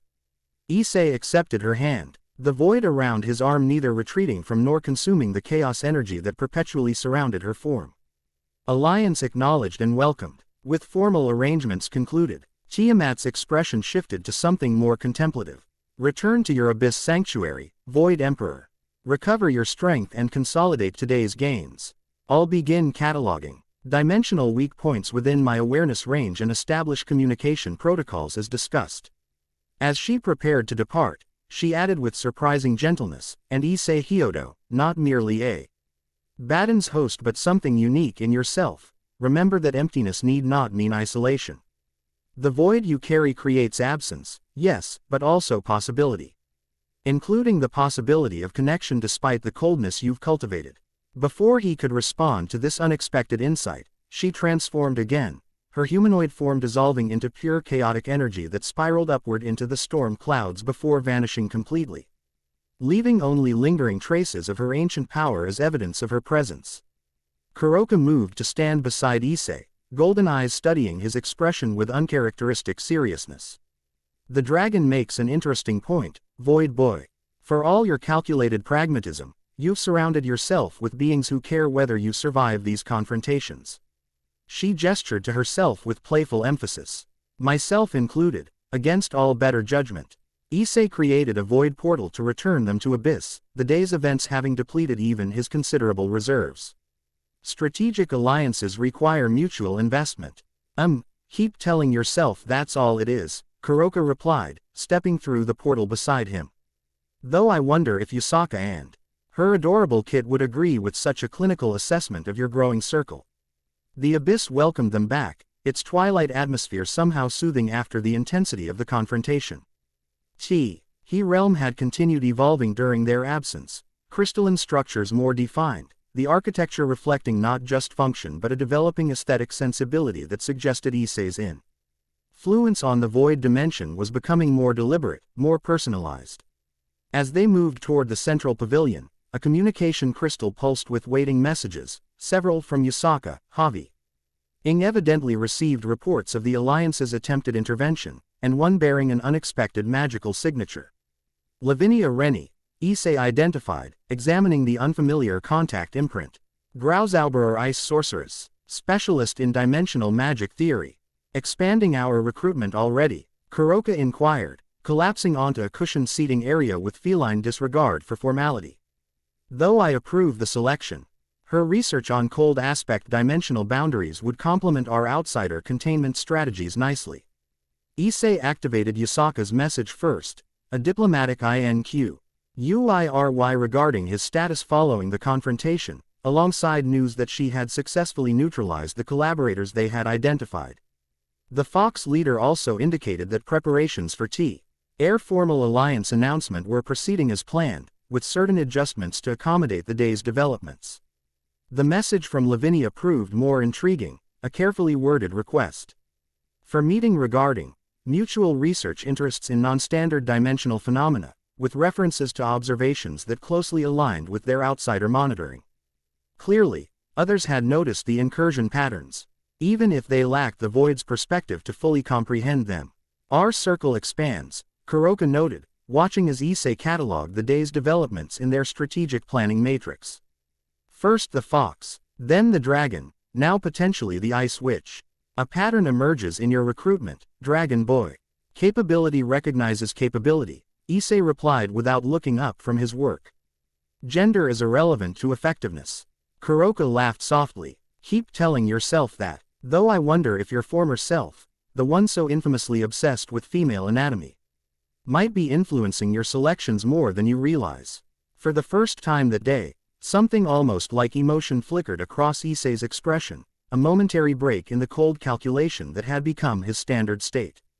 That person is dead, is he? Kuroka challenged gently, moving to stand beside him.